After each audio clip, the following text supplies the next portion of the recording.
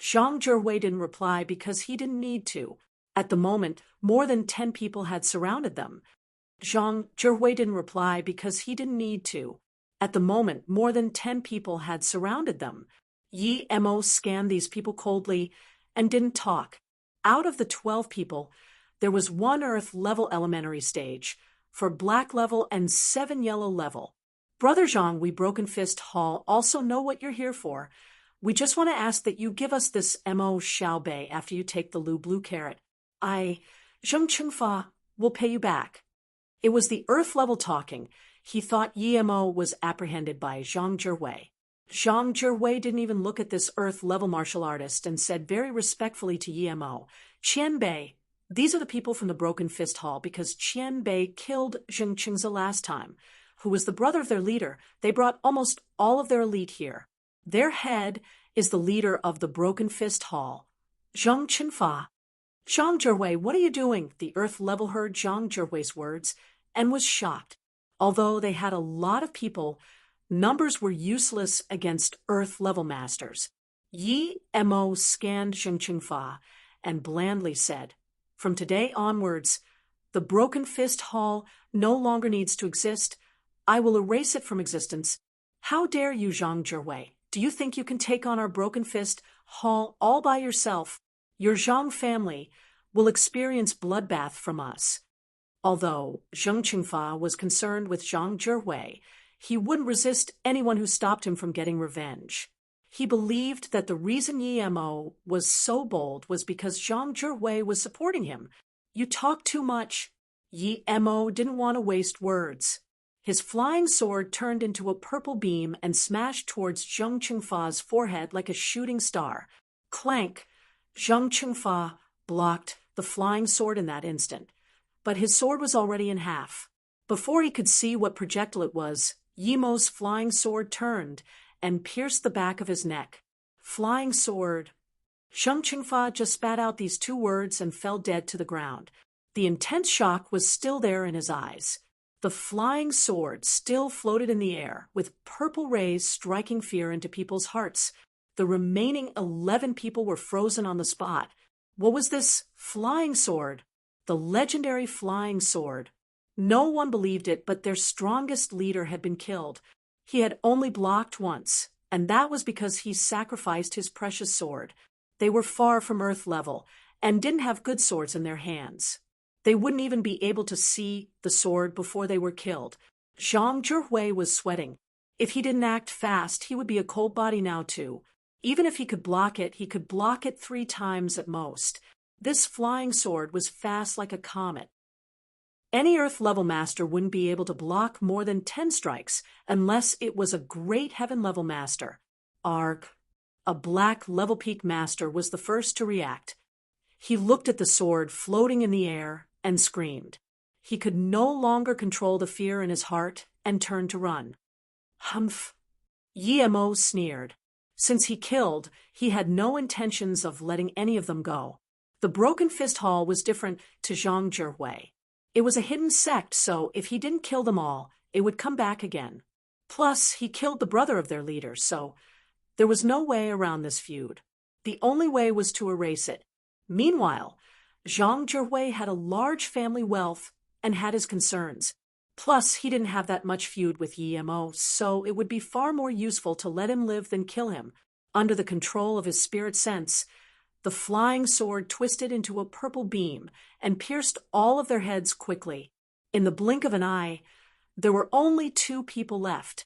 Yi Mo controlled the sword to spin in the air, but didn't move anymore. The remaining people were shocked by Yi Mo's carnage and kneeled down after half a beat, not daring to say anything. All they did was keep bowing their head on the ground. Seeing the bloody scene, Zhang Zhiwei shivered. This was real carnage. At this moment, he wouldn't doubt for a bit that Yi Mo could kill his entire family. This guy killed without any emotions. He could tell that Yi Mo often did these types of things. Broken Fist Hall was still a middle-ranked hidden sect, but more than 90% of their elites were gone like that. This Qian Bei was far from as easy to talk to as he had imagined. He didn't kill him, probably due to other reasons. Thinking about this, Zhang Zhihui wasn't just feeling cold, he could even feel his calves shivering. Suddenly, Zhang Zhihui felt a frigidness, and he subconsciously looked at Yi Mo and saw that Yi Mo was staring at him and sneering. Qian Bei. Zhang Zhihui's head was tingling. Yi Mo didn't say anything but just stared at him once and looked away, closing his eyes. What did the Qian Bei mean? Zhang Zhihui was scared. Was he going to be killed too? But then why did he leave two alive? Yi Mo didn't seem to hear what Zhang Zhihui said, but just looked up at his flying sword, and his eyes were indifferent. Zhang Zhihui couldn't understand Yi Mo's intentions for a long time, but now he saw Yi Mo look at his flying sword, and then on the two remaining people on the ground. He suddenly understood. Yi Mo wanted him to kill them. If he didn't show his loyalty now, perhaps this Qian Bei's flying sword would pierce his head immediately. Thinking about this, Zhang Zhiho didn't dare to wait at all. He immediately picked up his sword and rushed quickly in front of the two remaining people and sliced twice. The two kneeling on the ground was confused. They didn't why Zhang Zhihui killed them instead of the flying sword wielder Qian Bei. You're very good. Yi Mo scanned Zhang Zhihui and took back his flying sword. Zhang Zhihui secretly wiped some sweat, thinking he almost didn't understand what Yi Mo meant. Since you want me to kill them, just say it. Why be so mysterious and stuff? Zhang Zhihui took a breath of relief and said, Qian Bei, these Broken Fist Hall people are evil. They dare to offend Qian Bei. Serves them right to be killed. Just wait for me to deal with these bodies first. Zhang Zhihui was about to clean away the bodies. After all, even though it was fighting amongst the hidden sects, they still needed to deal with it in secret. Yi Mo smiled and said, No need. Then Yi Mo casually threw out more than 10 fireballs. He was stage 3 Qi Gathering Peak now, so he could barely use 14 fireballs at once. The bodies on the ground were burned to ashes, and even the ground started to crack. Zhang Zhihui was dumbfounded. If the flying sword gave him great shock, then this fireball made him realize it was the means of gods and sages. He stared at the bodies that had become ashes in disbelief and couldn't say anything. Zhang Zhihui. Yi Mo had asserted his dominance, so he no longer needed to be polite. Yes, Qian Bei. Zhang Zhihui immediately reacted and looked at Yi Mo with reverence and fear. Yi Mo, of course, knew that after the club, he needed to feed the old guy a carrot to make him completely obedient.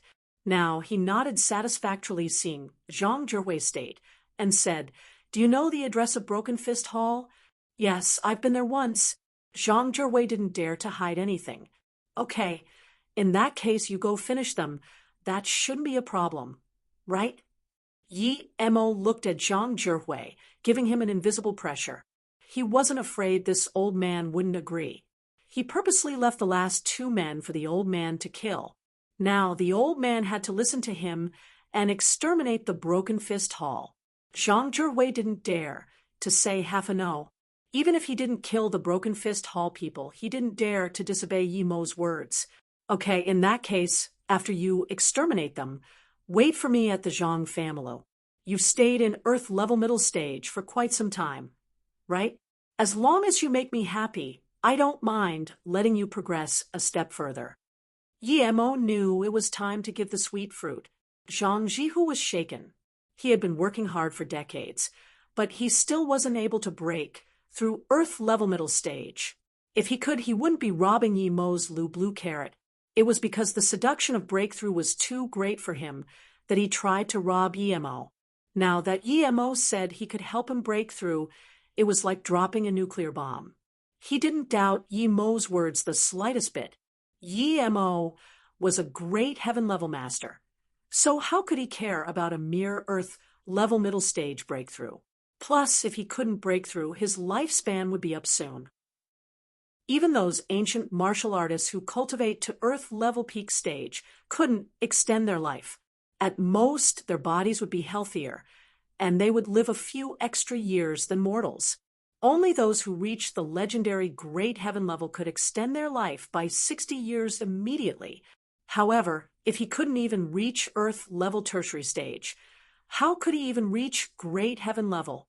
Yi Mo promised that he could reach Earth level tertiary stage, and Zhang Jihu was willing to do anything even if he sold everything he had. After a long while, he woke up from this huge joy and immediately knew that Yi Mo wanted him to show his loyalty. As such, he quickly said respectfully, "Qian Bei, don't worry, I won't let a single person escape from Broken Fist Hall." Okay, in that case, go do it and wait for me. Remember, if there are some rare herbs and ores, collect it all for me. I will give you a list in some time. Help me find the herbs on it. I won't mistreat you, Yi Mo noted. Okay, in that case, go do it and wait for me. Remember, if there are some rare herbs and ores, collect it all for me. I will give you a list in some time. Help me find the herbs on it. I won't mistreat you, Yi Mo noted. Zhang Zhihui took a breath of relief. He was afraid Yi Mo had no requests, but since Yi Mo had some, he felt assured. If he had no value, he didn't believe a decisive killer like Yi Mo would let him go. When Zhang Zhihui left, Yi Mo glanced at the brush on the side and sneered. This person was hiding there when he killed Zheng Qingfa. However, Yi Mo didn't expose him. He knew it was that Shi Wushan from the auction. He believed that after the old guy saw his powers, the people from the auction wouldn't dare to mess with him. The reason he didn't get into more conflict with the auction association was because of resources. Perhaps he could collaborate with the association again. However, if they tried to play any tricks, he could annihilate them at any time with his current power. As soon as he left Wu Liang Mountain, Yi Mo called Xiao Gang. After all, he promised him to race for him, but had delayed it due to his own things. He didn't know whether it was finished already, but regardless, he had to greet Xiao Gang since he took his money. Xiao Gang was very surprised to hear Yi Mo's voice. "Big bro, I thought you had forgotten about this. I tried calling you but can't reach you. The race is in 6 days. Where are you? I'll come pick you up." Yi Mo didn't expect the race to not have begun yet. He looked at the calendar on the phone and discovered that it wasn't the end of the month yet. In that case, he would help Xiao Gang. After all, Xiao Gang's money helped him in a time of great need. Thinking about this, he immediately said, "I'm going to Tan Du Shifan University to find my sister. Just find me the day before the race." "Ah, great. The race is near Tan Du in the Guilin Valley. I'll come pick you up at that time." "Thanks. How do I call you, brother?" Xiao Gang was worried for a month. Just when he was lost, he received Yi Mo's call and was very excited. It was not that he thought Yi Mo was a fraud, but he felt with Yi Mo's supercar skills it would be too easy to earn hundreds of thousands, and there was no need to cheat him. "I'm Yi Mo at this time." Yi Mo no longer needed to hide. The hidden sects already know of his identity. He hid his identity because he was too weak. Now that his flying sword was made, unless he wanted to fight the entire country or the entire hidden sects, he didn't need to be scared. Those two conditions wouldn't even exist. He didn't harm the country, and in addition, he was the instructor of flying snow and had the permit to kill. Shishuang Temple. A few people rushed over into that secret meeting room. Shi Wushan was already restless. "Elder Shi, why did you call us in a hurry over here?" The one talking was Lady Fong. Yu Shixiong sat down slowly and said, "Lady Fong, don't worry, I think we probably found that Mo Ing." However, Shi Wushan stood up and said, "Yu Shixiong, I have indeed found his traces, and also saw his real face. That young man is only in his 20s, but you saw him being attacked by the Broken Fist Hall people," the goatee said. Shi Wushan nodded, but before he said anything else, Lady Fong continued, "Was he killed by the Broken Fist Hall people? If that's the case, are they not giving us space association any face at all?" Yu Shixiong shook his head and calmly said, "Lady Fong is too hasty. Their Broken Fist Hall is not bad, but they're not at the stage to disregard us. Even if that Mo Ing killed Zheng Qingza, they wouldn't dare to act so confident. I think Shi Shidi has something else to say. We must get Mo Ing. What conditions did they bring up?" Shi Wushan shook his head and said, Broken Fist Hall didn't say anything. That's impossible. Even if they are giving us face, they will certainly still have some conditions. Yu Xiong shook his head. He believed his judgment was right. Shi Wushan seriously said, "It's not that they won't, but they can't." The 12 people who attacked Mo Ing, including their leader, Zheng Qingfa, were all killed by Mo Ing. What? Yu Xiong exclaimed as his cup fell to the ground. It splashed water, but he didn't notice it at all. After half a beat, he gasped and said, "Zheng Qingfa is at the peak of Earth-level elementary stage, and he has 11 good men. That young man can kill him.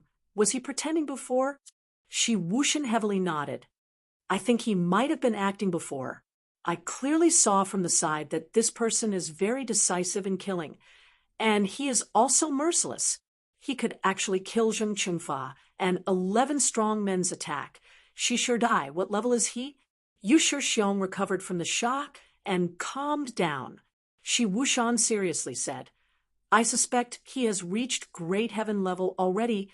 What? Not only Yu Xiong was shocked again, but also Lady Fong and the goatee.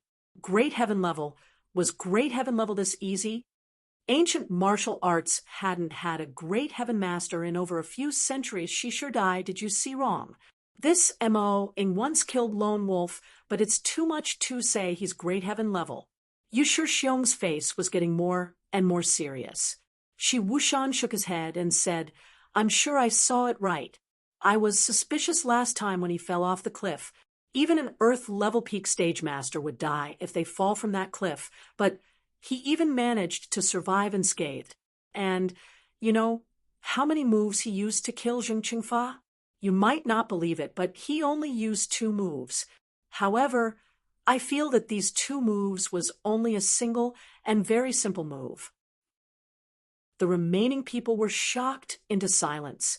Killing an Earth-level martial artist with 1 move, even an Earth-level peak stage couldn't do that. Then perhaps it was really possible that he was Great Heaven level. Seeing these few people with their mouth open in shock, Shi Wushan sighed. "I saw it with my own eyes. Otherwise, I wouldn't believe it too." At that time, there was Zhang Zhihui by his side, but he was also defeated by Mo Ing, and he even surrendered to him. Do you know the weapon he used? He actually used a flying sword. You won't believe it, but he could actually command a flying sword. The speed of it was like a comet, and even emitted light rays. Although Zheng Qingfa blocked that sword sliced apart his sword, and then the sword flew back and pierced Zheng Qingfa's heart from the back. I really can't describe that sword. Flying sword? The people in the room had turned to stone. Before, they still believed that the young man was really Great Heaven level, but now, after knowing that he could use a flying sword, there was certainly no doubt that he was at Great Heaven level. After a long while, Lady Fong murmured, "He could use a flying sword. Is there really a Great Heaven level master? It's really—" Shi Wushan sighed. "That's not what shocked me the most. What stunned me was that he could throw out fireballs with his hand, and those 12 people were burnt to ashes."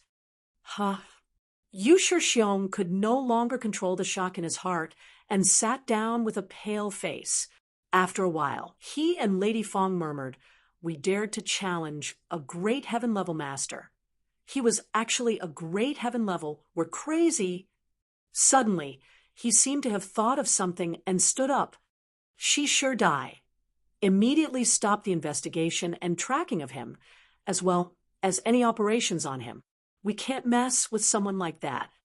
Shi Wushan bitterly smiled. "It's too late. I'm sure he noticed me when I hit on the side, but he just stared at me and sneered.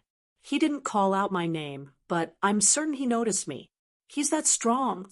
Goatee sighed after a long while.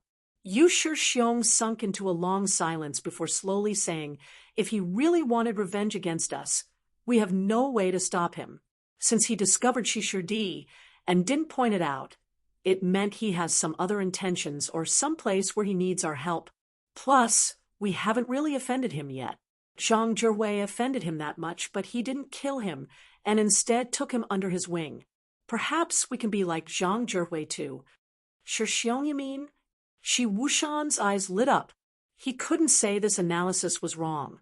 Yu Shixiong had calmed down now, and said again, this person can take out something like Lotus Life Pill and face-preserving pill meant that he's definitely someone powerful and cares a lot about herbs. The reason he didn't fight with us was not because he was scared of us, but because he wants to borrow us to do something for him, just like Zhang Zhihui. Then what do we do now? Contact him? Lady Fong said. Yu Shixiong shook his head, however. No, this Qian Bei has a weird temper, and plus he's probably more than 100 years old. We can only wait for him to come to us. If we annoy him again, our space association will really be in danger. And we need to notify our elders. This is no minor issue.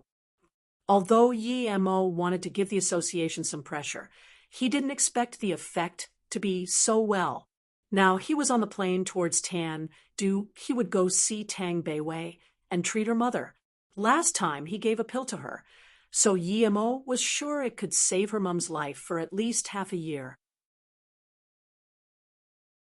It was the second time Yi Mo came to Tan Du. The first time was with Wendong, but he didn't even go in the city, and just left with Wendong after they blew up the mansion, so he wasn't very familiar with Tan Du. It was the second time Yi Mo came to Tan Du. The first time was with Wendong, but he didn't even go in the city and just left with Wendong after they blew up the mansion, so he wasn't very familiar with Tan Du. However, Tan Du Shifan University was quite famous. He called a taxi over, and the taxi driver knew where it was. Yi Mo stood at the gate of the university, watching the pairs of guys and girls. They either had their arms around each other or were holding hands. If he didn't know this was a university, he would have thought it was a place for wedding registration. He sighed.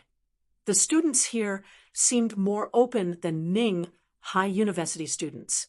However, he didn't really know that much about Ning High University as he stayed in the library all day. Although there were a lot of students going in and out, Yi Mo seemed very spiritual and out of this world just by standing there.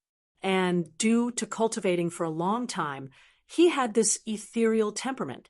Plus, his clothes were chosen by Yi Ling, which not only suited him but was also good brands.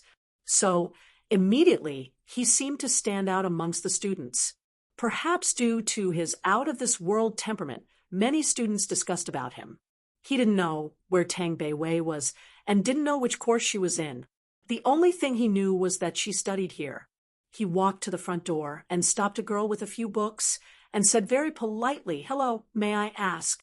Before Yi Mo could finish, he saw the girl glare at him and say, "I don't know." "Don't know?" Yi Mo was confused. He didn't even say where he wanted to go. Who said only girls knew where the girls' dorms were? Yi Mo thought guys should know its whereabouts too. Why did he have to ask a girl?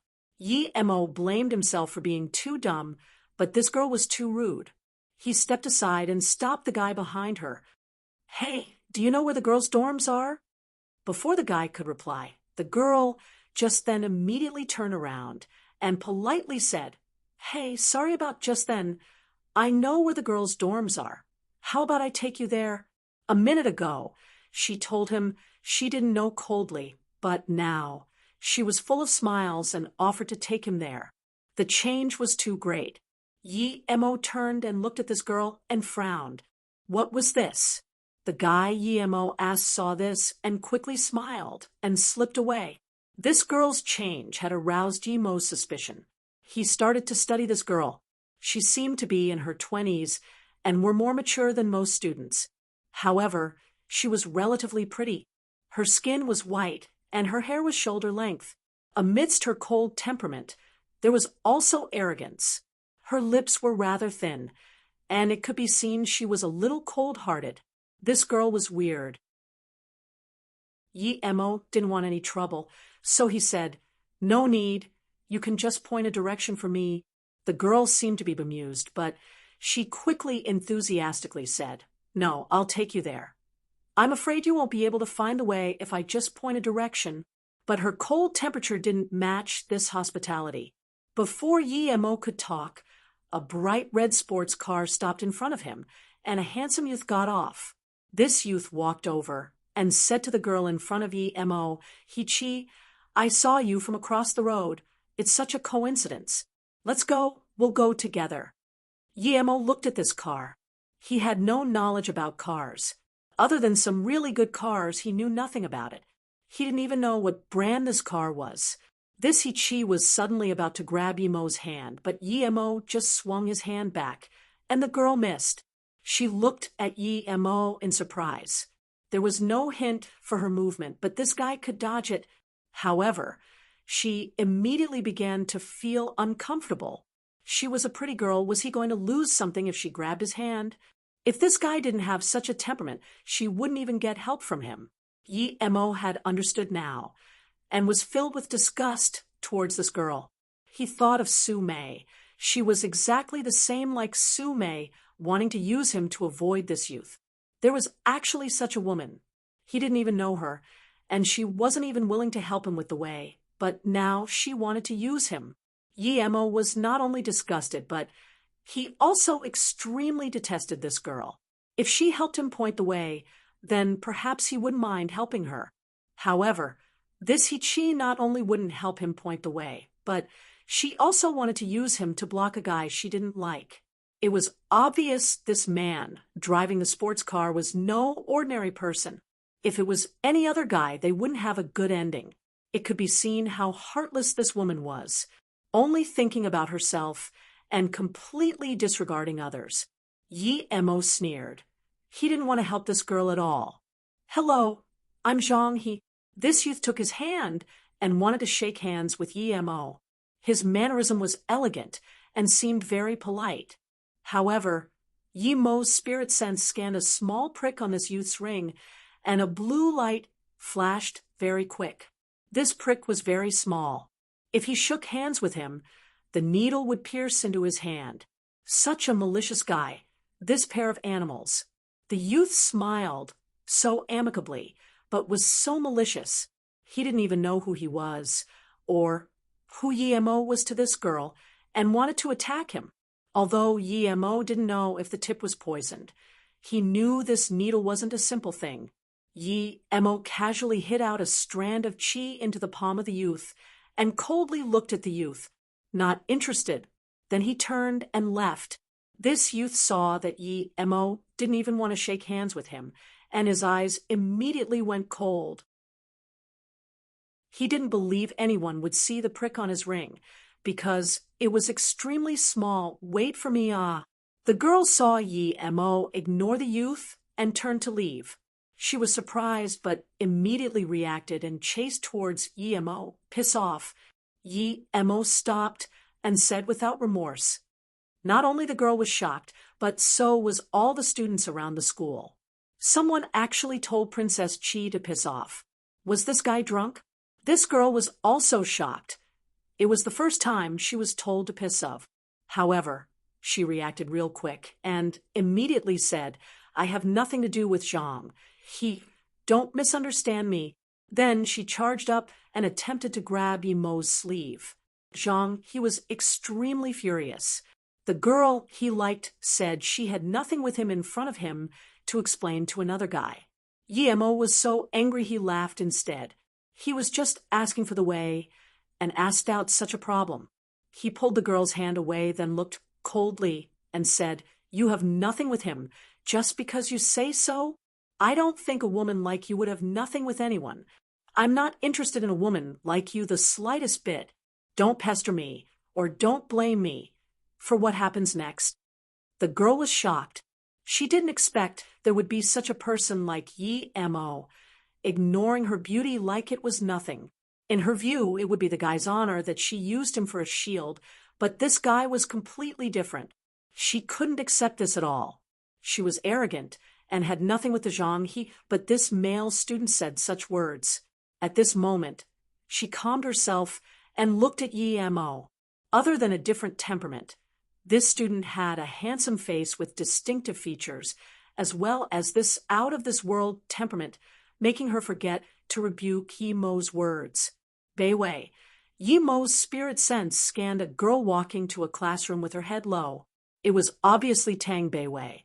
At this moment, He had no mood to waste time with this woman, so he took a few steps over. When the girl reacted, Yi-mo was already tens of meters away. Chi was stunned.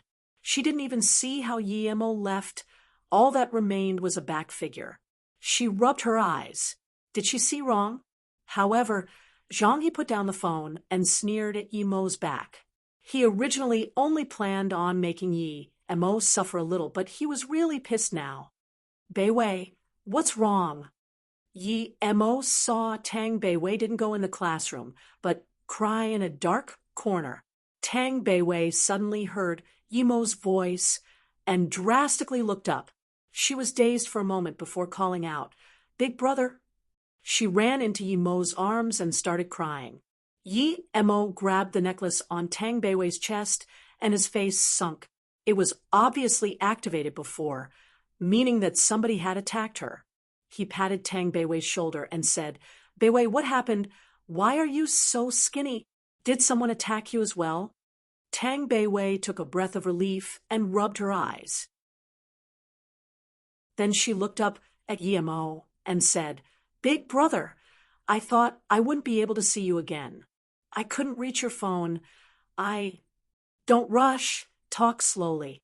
You still haven't eaten dinner right. Let's go. We'll talk as we eat dinner." Yi-mo helped Tang Beiwei wipe her tears and comforted her.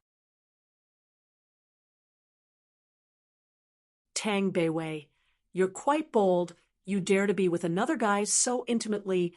A guy wearing a black shirt took out his phone. He coldly looked at Tang Beiwei as he spoke. Then he immediately made a call, as though he was reporting to someone. Tang Beiwei, you're quite bold. You dare to be with another guy so intimately. A guy wearing a black shirt took out his phone. He coldly looked at Tang Beiwei as he spoke. Then he immediately made a call, as though he was reporting to someone. Not just this guy, but tens of other students were all looking on. Their eyes were either filled with pity or sympathy. Some emotional girls were already worrying for Yi-mo. Although it was fun being with the prettiest girl in Tandu, but the following consequence wouldn't be what he could deal with. This guy looked pretty handsome too.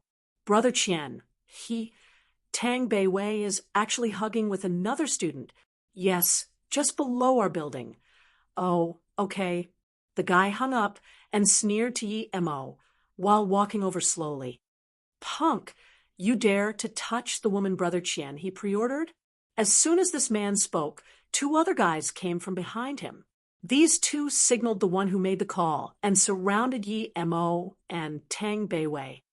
Leave Tang Beiwei aside. Break this guy's leg first, the first guy said to the other two.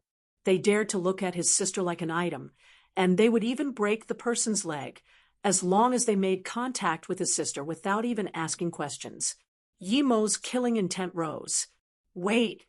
Just when the few guys were about to attack, the girl from before came over and yelled.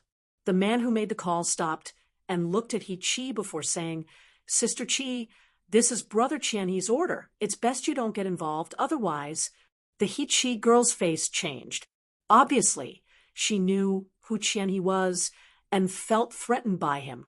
However, she still said to Yi-mo, "I didn't know you had such relationship with Tang Beiwei. Leave her quickly and apologize. Otherwise, if something happens, don't blame me for not reminding you." Yi-mo coldly looked at Chi. "Move aside. Don't piss me off, or I'll beat you too." Yi-mo had no good impression whatsoever of this woman. Chi finally couldn't take Yi-mo's attitude anymore. Her face changed and wanted to say something but eventually didn't. She really moved aside, but her eyes were full of contempt after the girl moved away. Yi-mo scanned the student who made the call and slowly said, "You said you were going to break my leg just then?" "Indeed, but now it won't just be that. Your hand needs to be broken too. Charge." Then the guy charged up and smashed towards Yi-mo's face with his fist. The two guys from the side also came up kicking towards Yi-mo's left and right leg. Obviously, it wasn't the first time they were fighting together and had good cooperation. Before Tang Beiwei reacted, Yi-mo had already jumped up and kicked out his foot. This foot kicked over the left guy before kicking into the front guy's wrist, and that wasn't the end. It continued to kick into the left leg the right guy kicked out. When these three were kicked into a pile by Yi Mo landed with Tang Beiwei. It was a perfect 360 turn, and these three didn't even turn Yi Mo's clothes. So handsome. People were already cheering, kicking three people with one kick and spinning a circle in the air, with someone in his arms. This was too awesome. She looked at Yi Mo in a daze. She just remembered that Yi Mo left her without her even noticing. There were rays in her eyes. She had an instinct that this handsome guy was no ordinary person. Tang Beiwei looked at the three guys kicked onto the ground. She didn't talk and wasn't surprised. She knew how strong her brother was. He even killed people.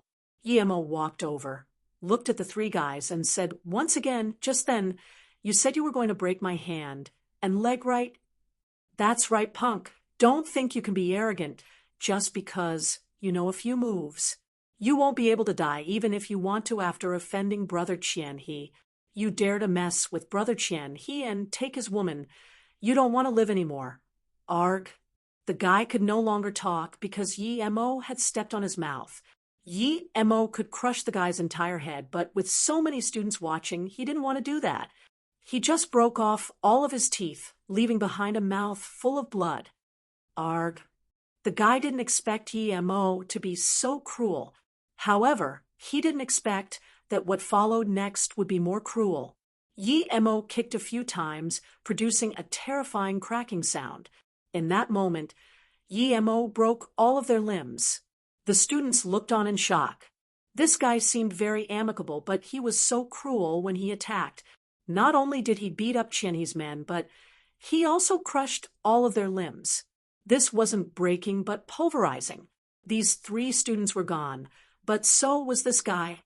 He was really gone. He messed with someone he couldn't mess with. The people around didn't expect this to not be over yet. Yi Mo kicked the three unconscious guys into a pond before leaving with Tang Beiwei. After a while, people remembered that if they didn't pick the three up, they would drown to death. This wasn't a fight, it was murder.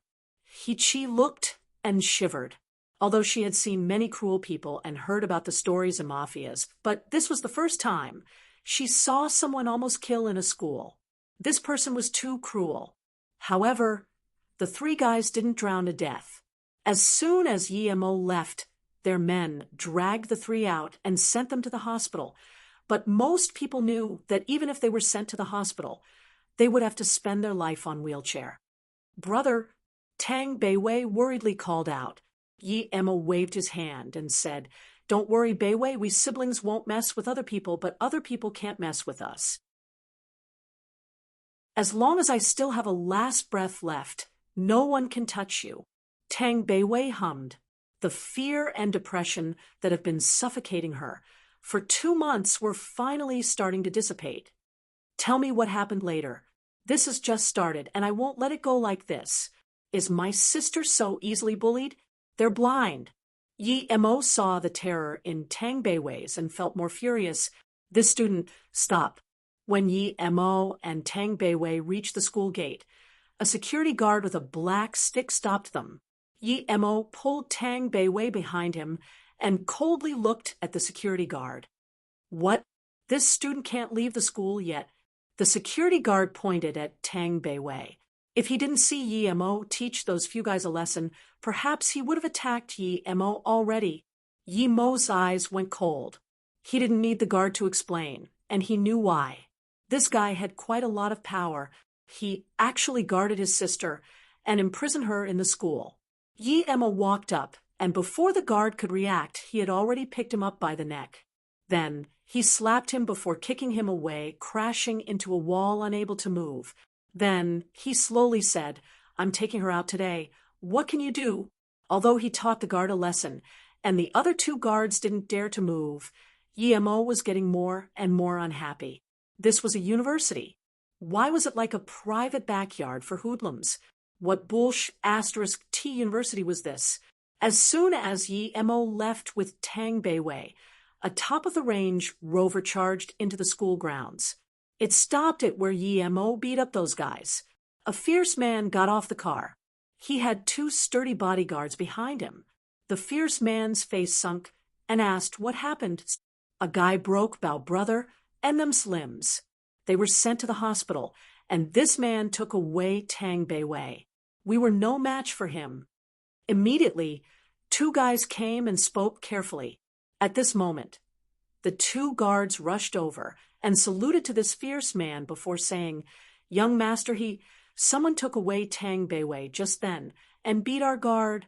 "Humph, useless," this fierce man swore and continued, "He dares to touch the woman I pre-ordered. He wants to King die." The police siren sounded, and 4 police cars drove into the school grounds. A middle-aged policeman got off the first car.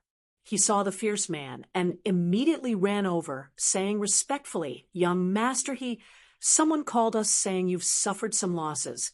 I came immediately." The fierce man nodded. "Lao Wu, good job. Investigate where the man took Tang Beiwei and notify me. You don't need to worry about capturing him." "Yes, young master, I'll be going then." The police officer then went into the police car and left. The fierce man looked at the leaving police car, and his eyes grew cold. "You dare to take my woman and break my subordinate's limbs. If I let you walk out of Tandu, then I don't need to live." Shilong restaurant wasn't too far from the university, and it was near the lake. Moreover, the environment was elegant, though the price was a little expensive. Shilong restaurant wasn't too far from the university, and it was near the lake. Moreover, the environment was elegant, though the price was a little expensive. "Brother, the things here are very expensive. Let's go another place," Tang Beiwei said. Yi Emo waved his hand and said, "No need. Eat here. If people come later, I can let them go take a shower in the lake. I've earned some money recently, and I still have a few millions." Yi Emo knew that the person who could imprison his sister in the school had extraordinary power, perhaps even not far from the Song family. "A few million? How do you have so much? I still haven't used the card you gave me last time." Although Tang Beiwei was shocked, she thought about the fireball charms and understood. Each one of those would probably sell for quite a lot. Yi Emo brought Tang Beiwei to the second floor in a private room near the lake, and after the waiter served water, he asked, "Tell me what happened? How is your mother?" Tang Beiwei's eyes darkened after a while. She slowly said, "I gave my mother the pill you gave me. She got better in just a day. I originally had enough money to take her to do surgery, but I still wanted to wait for you. MHM. Don't worry, 99% of the diseases are no problem for me." Yi Mo smiled. Tang Beiwei nodded. "MHM, I was thinking so as well, but the second day, a man in his 50s came to my house. When Mother saw him, she was very excited and talked to him for a long time. I heard Mother cry from outside." Yi Mo frowned. This person seemed to come at this time too coincidentally. Tang Beiwei sunk into that day's memory as she spoke. Tang Beiwei felt strange. Usually there were no guests in the house, and she had never seen this middle-aged man before. However, when her mother saw him, she was stunned. Who was he? He talked with her mother for a long time. Her mother's voice was very excited and kept sniffing, but the man's voice was very calm. "Beiwei." Tang Beiwei heard her mother's crying and wanted to go in and see, but her mother called her from inside. Tang Beiwei quickly went inside and saw the man holding her mother's hand. She was shocked. She didn't know who the man was, but she had a guess that this was the person who abandoned her. She didn't expect he had the face to come back. However, her mother was too kind-hearted and believed him so quickly. "Beiwei, this is Uncle Song I told you." Before Tang Jing finished, Tang Beiwei immediately understood. That must have been the man her mother was talking about. She immediately pointed at the man and swore, "Piss off! Don't come to my house again. You harmed my mother before, and now you're here to harm her again. Piss off.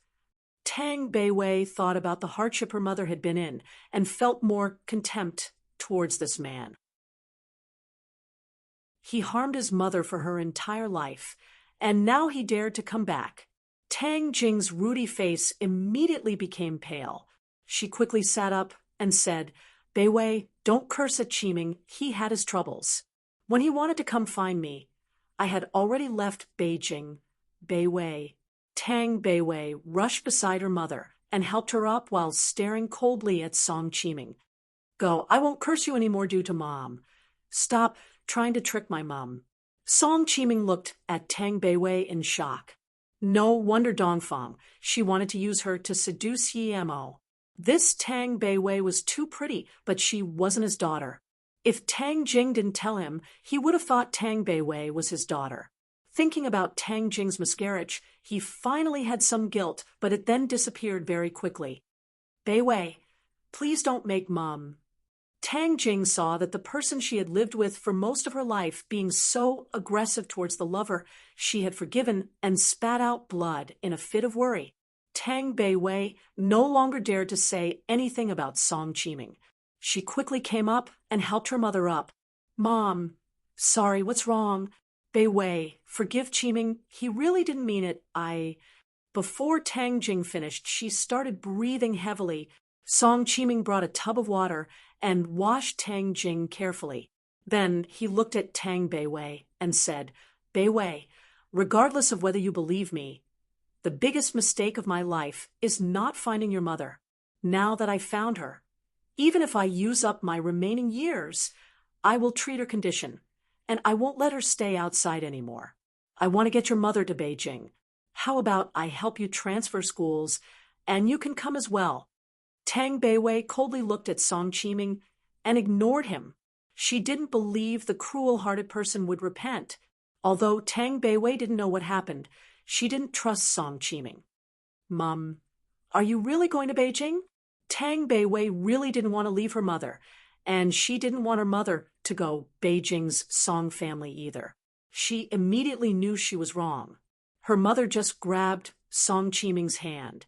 Her eyes were full of hope and happiness that she didn't even hear her daughter's words. Tang Beiwei suddenly felt sad. She had been living with her mother for more than 20 years, and her mother treated like a real daughter. But this Song guy stole away his mother as soon as he came. Was this the power of love? She knew she was being tricked, but she still lied to herself to believe the Song guy. She suddenly remembered Yi Mo. Was her mother's desperation to see this Song man the same as her desperation to see her brother? No, her feelings were sibling feelings, and it was different to her mother, but she felt something wasn't right. If it was kinship, she felt she was closer with her mother than Yi Mo. Although Yi Mo was her brother, she felt he was more of a friend. Beiwei, come to Beijing with me as well. I'm worried about you staying at Tandu by yourself. Tang Jing finally remembered her daughter. Tang Beiwei's heart sunk. This Song man made her mother completely trust him in half a day. If she knew earlier this would happen, she wouldn't have let him in. Mom, I want to stay here and wait for brother. Tang Beiwei wanted to stay with Yi Mo more. If her mother didn't leave, it would be best if the three of them could live together, but her mother wanted to go to the Song family. Tang Jing shook her head, grabbed Tang Beiwei's hand, and said after half a beat, Beiwei, I'll be rest assured if you stay with brother. Your brother gave you so much money the first time he saw you. I can tell he loves you a lot. I'm not worried. You've suffered quite a lot living with me all these years. Your mother is very useless. No, Mom. Tang Beiwei felt more sad and didn't want to leave her mother. However, for the first time, she saw her constantly depressed mother feel happiness, so couldn't tell her mother to not leave her. Song Qiming looked at Tang Jing in confusion. Brother? Tang Jing immediately told him that Tang Beiwei was siblings with Yi Mo. Hearing this, Song Qiming's face changed. No wonder Dongfang, she was going to use Tang Beiwei, was a bait. It wasn't due to beauty, but because they were siblings. This Dongfang, she was malevolent indeed. But looking at Tang Beiwei, Dongfang, she's plan failed for sure. If he succeeded, Tang Beiwei wouldn't be in state. What's wrong, Qiming? All of Tang Jing's attention was on Song Qiming. Song Qiming's face changed for a while before sighing. I also know that Yi Mo, he's someone powerful, but our Song family offended him. And now, he wants revenge on the Song family. I sigh. I didn't expect he was Beiwei's brother. Huh? Tang Jing also yelled out in surprise, but she immediately understood the relations and turned to Tang Beiwei and said, Beiwei, can you persuade your brother to let Qiming go? Tang Beiwei immediately began to suspect Song Qiming's purpose. Perhaps he already knew that she was siblings with Yi Mo and came to her for mercy. Seeing that Tang Beiwei didn't talk, Tang Jing was more worried and said, Beiwei. Her eyes were full of anxiety. Tang Beiwei sighed. Mother, I don't really know about what my brother does. I'll ask him then. Although she didn't want to agree, her mother's hopeful eyes made her feel very bad.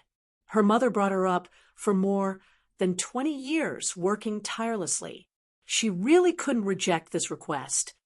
Hearing about this, Yi Mo's face was bleak. Song Qiming, even if you get the god of the heavens, I will still annihilate your Song family. Tang Beiwei finished and saw Yi Mo not talk. Then she continued. Then that Song Qiming bowed to me and begged for mercy, but I ignored him. However, my mother said, I must beg for mercy from you. My mother was taken to Beijing by him. I didn't want to go, so I stayed. I really don't understand why mother would listen to that Song Qiming. Even Tang Beiwei really couldn't finish her words. Her mother was number one in her heart. She must have been first in her mother's heart too, but she didn't expect her to be worse than Song Qiming in front of love. Yi Mo knew that since Song Qiming took away Tang Jing when he goes for revenge at the Song family in Beijing, the Song family would push out Tang Beiwei's mother for sure. No matter what, he can't let the mother who raised Tang Beiwei for more than 20 years be hurt. This Song Qiming was really malicious. We'll put this aside first. Who did you offend at the university? How dare he act against you like this? Yi Mo wanted to know who was targeting his sister.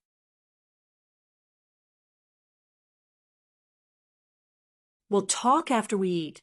Yi Mo looked at Tang Beiwei's distressed look and knew she was troubled heavily by this recently. We'll talk after we eat. Yi Mo looked at Tang Beiwei's distressed look and knew she was troubled heavily by this recently. Tang Beiwei nodded and felt more comfortable after telling what happened with her mother. And since this restaurant's food was quite good, she had a big appetite. Those people who watch me call their boss Chen. No one dares to mess with him in Tan. I only knew I was already in their list a long time ago, when I came back. However, they brought my name forward. Tang Beiwei ate some things and felt more energy. Yi Mo dazed. What list? Tang Beiwei said that Chen, he is a demon. I don't know why he is still able to roam free today, but he has harmed a lot of girls, from those in high school to those in uni. He has a list with girls' names on it. It's not just from school, but as long as there's a girl he wants, he would write it into his list. Then Tang Beiwei subconsciously moved more towards Yi Mo before saying, when I was in third year, I was already in his list. His list is very clear which day, what place, and which girl he needs. There's an order. Originally, he would take me a few months later, but after I came back from Wuliang Mountain and ate the face-preserving pill, I was brought forward. It said he would take me away at the end of the month. End of the month?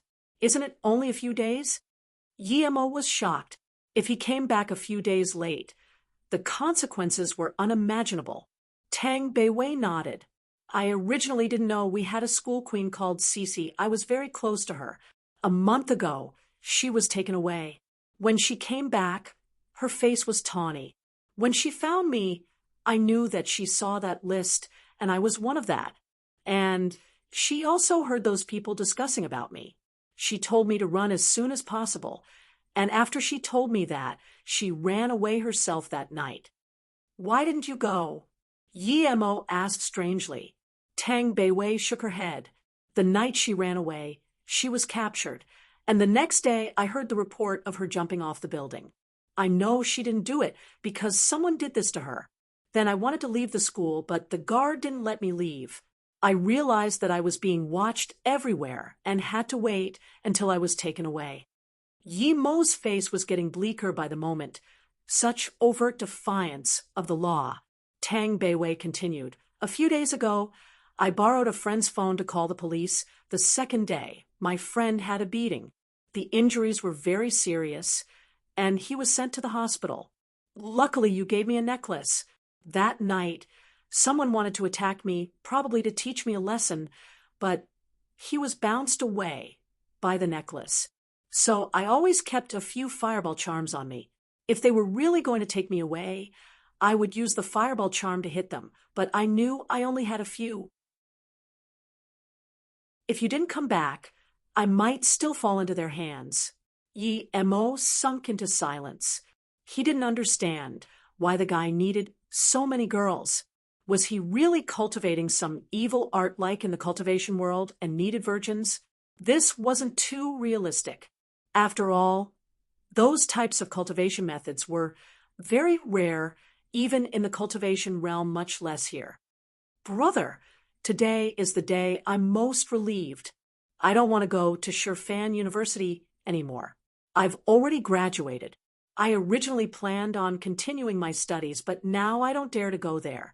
The worry in Tang Beiwei's eyes weren't completely gone yet. Just when Yi Mo wanted to speak, the room's door was kicked open and 3 men went in. Tang Beiwei subconsciously moved closer to Yi Mo and worriedly said, "Brother, I've seen one of them go to our school. It's the tallest one. Cece was taken away by him." As soon as she finished, the tallest man had walked over and grabbed towards Tang Beiwei. "You dare to run. I want to see where you can run to. The girls from your school are intolerable. Not only one wants to run." Yi Mo's eyes went cold and kicked onto the tall man's face. This man was immediately kicked flying and smashed into the wall. Smash. The wall broke, showing the other room. A few customers were eating inside and were shocked by the scene. Before the other 2 men could react, Yi Mo went up and stomped on the tall man so hard that he bled from every hole on his body. Suddenly, organs were spat out from his mouth.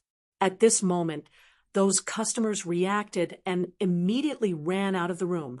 At the same time, the 2 other men was frozen, seeing that Yi Mo stomped the man to death as soon as they met.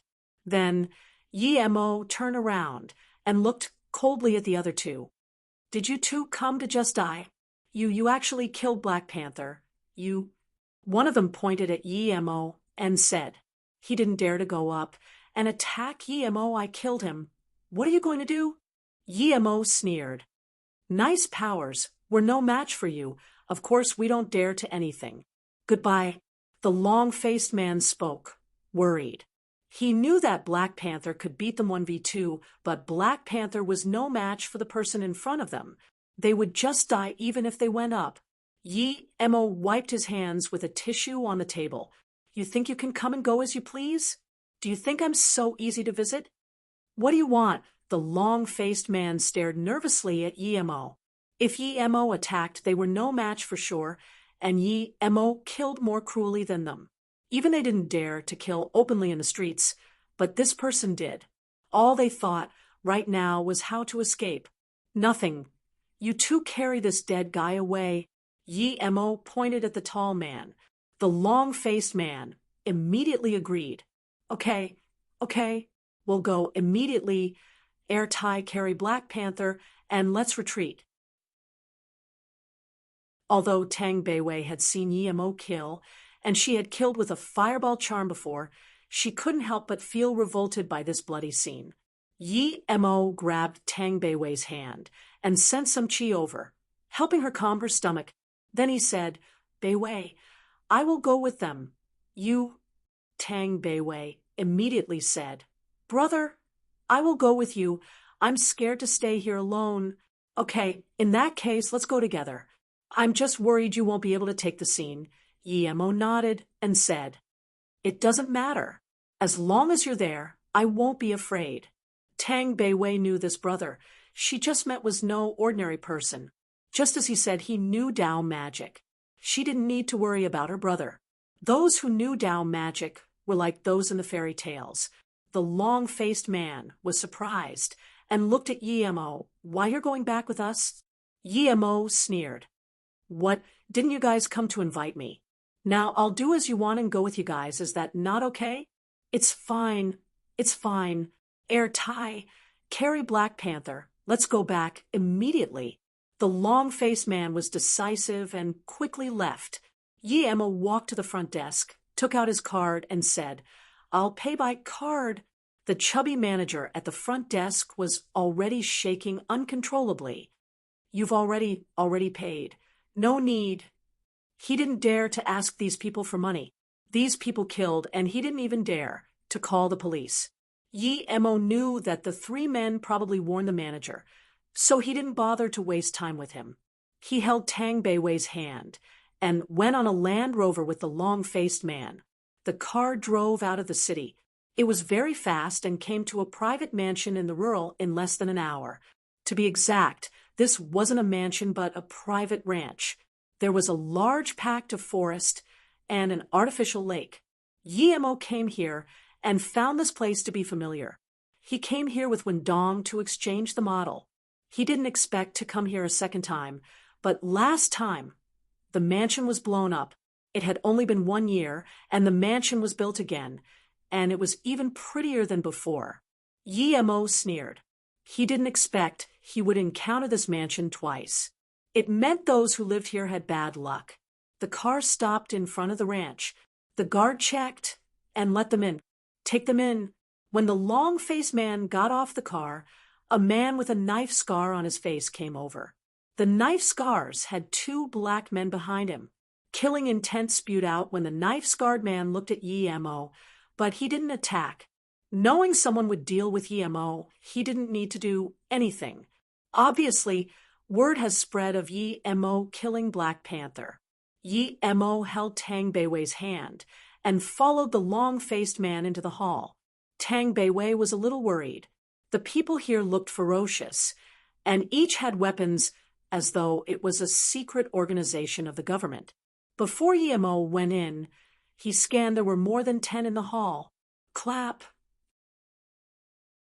Clap. When Emo walked in, a monotone clap sounded. "Not bad, you got balls. Not only do you dare to kill my men, but you also have the guts to come here. But no matter how much balls you have, you will die after you offend me, Nya Wubian." Nya Wubian? Emo suddenly remembered that seductive Nya Shuangshwag here, and her words, "I'm still a virgin." "Qianhe, what do you want bringing me here? I know you have a lot of power, but Aihichi won't be afraid of you." Emo heard a familiar voice. "Qianhe, what do you want bringing me here? I know you have a lot of power, but Aihichi won't be afraid of you." Emo heard a familiar voice. Emo turned around and saw the girl who wanted to use him was also brought here. She seemed to have some power judging from her tone. But didn't this guy just call himself Nya Wubian? How did he become Qianhe? "Qianhe, He walked in and saw that Qianhe, who she said had a lot of power, stood respectfully below. Sitting at the very top wasn't Qianhe. Emo studied Nya Wubian. He had long hair, white face, and no facial hair. His eyes were demonic and looked in his 30s. He had black-level elementary stage peak power. Other than that, Otanhu, he had never seen someone who had black-level power in the city. "Qianhe? Haha, he's just one of my dog." "You are Hichi. You look quite good. It's your fortune being able to come here. Tang Beiwei, you're even better. Last time, someone said you're the prettiest flower in Tan. Duai didn't believe him, but now it seems to true. You are indeed the prettiest woman I have seen, and you're still a virgin. Not bad. Not bad. You're even prettier than my Shirmei. Qianhe, you've done great. It's very useful leaving such a pretty woman for me at the end of the month," Nya Wubian said. He Chi then realized that Yi Mo and Tang Beiwei was also here and said in shock, "How are you guys here too?" Yi Mo didn't reply and studied the place. Within the range of his spirit sense, there were 36 people altogether. Other than the strongest Nia Wubian, that Qian he was already yellow level middle stage.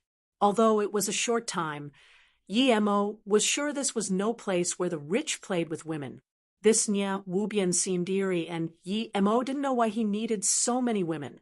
He Chi stopped after one sentence. She seemed to realize her situation. Since Qian he was only a slapdog, then it meant this eerie-eyed youth was perhaps much more powerful. Nia Wubian coldly looked at Yi Mo. "I really admire your courage. You think you can do whatever you want just because you learned some martial arts? I'll show you what is real martial arts today. Bring the two here." Yi Mo didn't talk. He really wanted to go on a carnage now, but Tang Beiwei was here. The scene would be too bloody.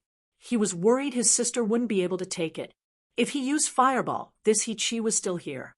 He didn't want to kill her, so he must not reveal his powers in front of her. Just when he was hesitating, he saw the two men who went to capture him being brought up. Their face was pale, and their legs were shaking. Obviously, they didn't expect to be punished after coming back. Nia Wubian walked to the long-faced man and smiled. "You've done well. You talk about how strong someone else is and don't even dare to attack him. Why do I need dogs like you? Waste of food. Grandpa, Nia, forgive us." The two knelt on the ground with their teeth shaking. "I said, I don't need useless men." Then Nia Wubian raised his palm and struck twice. Blood shot high in the air, splashing on Nia Wubian, making him seem more hideous. However, he actually licked the blood on his hand and relished the taste. At this moment, their heads rolled out far. Arg. He Chi, who originally thought this wasn't much of a deal, could no longer take this gruesome scene and dropped unconscious on the ground. Tang Beiwei's face was pale and her heart raced. Yi Mo quickly pressed her meridian to faint her and put her next to He Chi. "Not bad, you have some balls. No wonder you dare to kill my men." Nia Wubian looked coldly at Yi Mo, and the derision on his mouth was getting more potent. Yi Mo had noticed this Nia Wubian was only black level elementary stage, but his chi was almost equivalent to black level middle stage. It really wasn't simple to decapitate two heads with just pure inner chi. "I'm thinking, do you want to fight me now? Or have you lost your courage?" Nia Wubian seemed like an eagle looking at a chicken. Yi Mo looked at Nia Wubian and sighed. He also smiled and said, "I really agree to your words. If you think you can do what you want just by learning a few moves, then I'm sorry. I wanted to say the same thing to you. I'll show you what real martial arts is." Then Yi Mo raised his hand and swiped his palm left and right. There were 18 people in the hall, and Yi Mo stopped after swiping 16 times. "Ha ha, arrogant fool, you want to copy me and use inner chi?" Nia Wubian's voice suddenly stopped here. His face was full of shock as he looked at his 16 men. Blood spewed out. It was like a slaughter ground. 16 heads and 32 arms fell on the ground. Then all of them fell to the ground together, as though they were trained to do so. The direction they fell to was the same. Nia Wubian was stunned. "I'm dreaming. This must be a dream." He kept explaining to himself, but he knew this wasn't a dream. It was real. Qian he was more shocked and didn't dare to say a thing. Finally, there was terror in Nia Wubian's eyes. Cultivating till now, he had never known terror, but today he knew what terror was. When he killed his two men, he used a gruesome way to kill them, trying to scare this young man. He did scare one, but that was He Chi, and this young man seemed to be fine.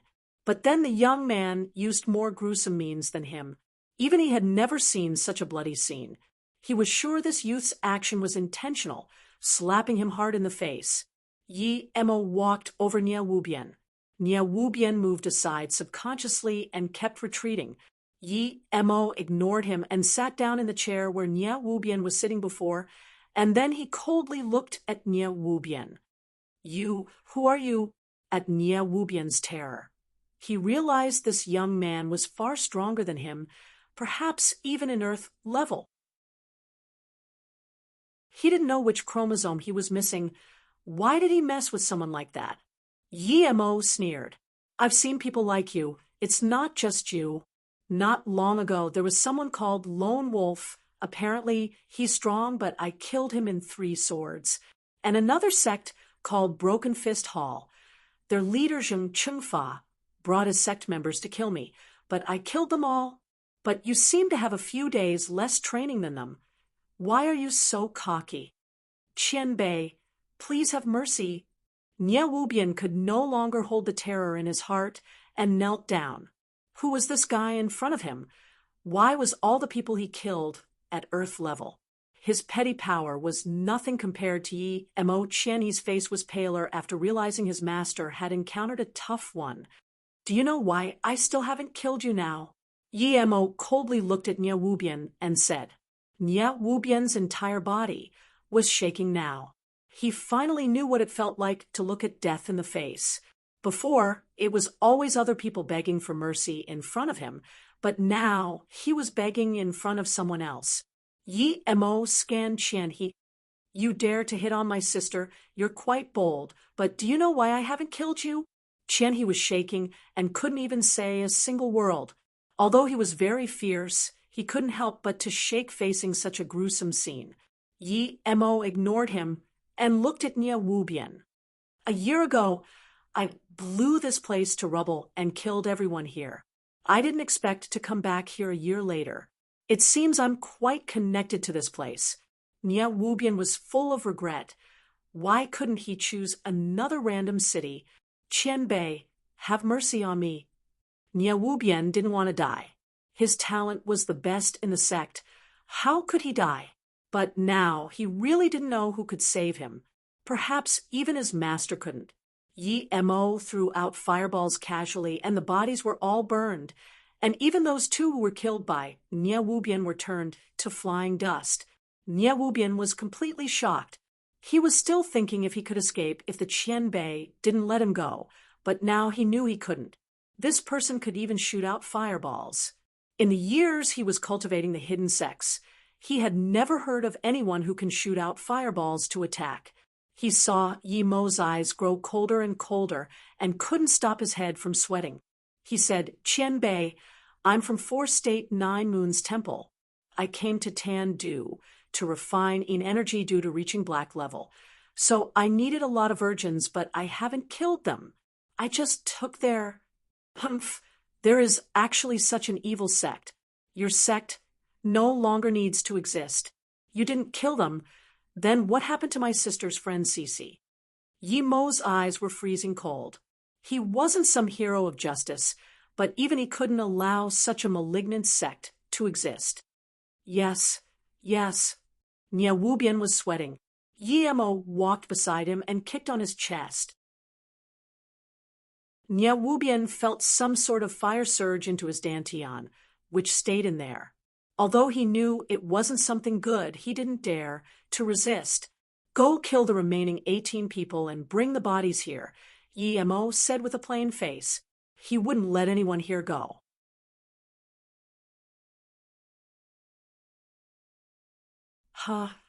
Nie Wubian didn't expect Yi Mo to be this easy to talk to. He actually told him to go out and kill people. Then, couldn't he have run away using that opportunity?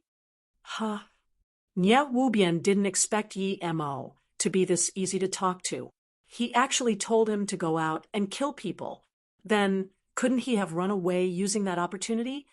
If you want to run, go ahead. Yi Mo's voice was cold. No, I definitely won't dare to run. Nie Wubian quickly retreated. He knew that this youth could do things faster. Nie Wubian thought that if he acted obediently, then perhaps this youth would let him go. He saw Nie Wubian go out to kill people, and his legs were shaking more. You're very cocky, aren't you? How does it feel so good to be a dog? Tell me, how many people does Nie Wubian has left in Tandu? Yi Mo thought that it would be too easy on Qian He to just kill him. At this moment, Qianhe calmed down a little and quickly replied, "Yeah, everyone is here because they need to go back at the end of the month. I don't know why. Since you don't know anything, then go die." Yemo sent out a fireball, but this fireball burned from inside to outside.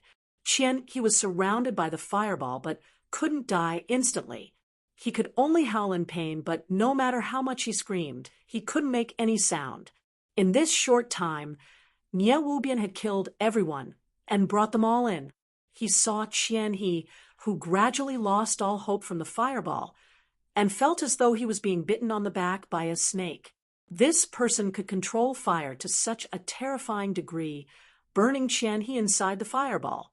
Nie Wubian could no longer resist it and ran. He would rather commit suicide than to be slowly burnt to death like Qianhe. This young man wasn't a human, but rather the devil. He himself had killed countless people, but had never expected to see such a demon. But when he just reached the door, a gust of fire burned from his dantian. He felt his internal organs were going to be charred. Nie Wubian could no longer endure such torture and patted his hand with his other hand. Yemo no longer looked at Qian, who didn't have much life left. He carried his sister and dragged Qi and walked out of the mansion. He smashed a few fireballs onto the mansion from outside. The fire grew big. Yemo sighed.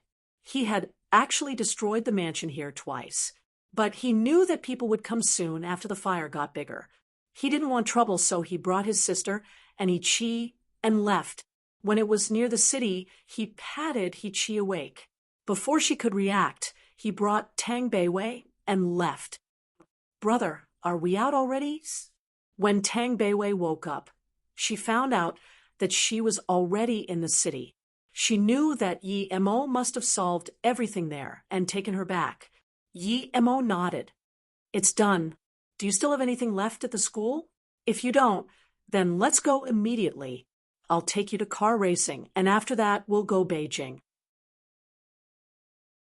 If you still have something, then we'll go pick it up." Tang Beiwei knew that Yemo's done meant completely done, so she felt relieved. "I still have some minor things left, and I need to say goodbye to the people in my dorm, and I still have a schoolmate in the hospital. She was beaten up after she lent me the phone. I haven't been able to go visit her." "Okay, then we'll go to the hospital first and treat your friend." Tang Beiwei's friend was hurt due to her, thus he had to help her friend. Tan Kong Hospital. Chong Yuanyuan looked at the ceiling. She didn't know what her future was. She just lent a phone to Beiwei and had her legs broken, as well as 3 of her ribs. The hospital came to the conclusion that she might have to sit in a wheelchair for the rest of her life. She wasn't satisfied. She was only 20 or so, but her life was ruined like this. However, she didn't dare to call the police because she knew that if she did, she might get herself into a worse state. That powerful faction was not a simple one. Cece was forced to jump off by them. Although she regretted lending the phone a little, she didn't blame Tang Beiwei because she knew Tang Beiwei's situation might be worse than hers. Chong Yuanyuan's mom's eyes were red. Her father just said to call the police and was beaten up as well. Although it wasn't serious, Chong Yuanyuan's family knew that there was no way they could beat them. "Yuanyuan, how are you?" Tang Beiwei opened the door and saw Yuanyuan with numb eyes. She felt regretful. If it wasn't for her, Chong Yuanyuan wouldn't be in such state.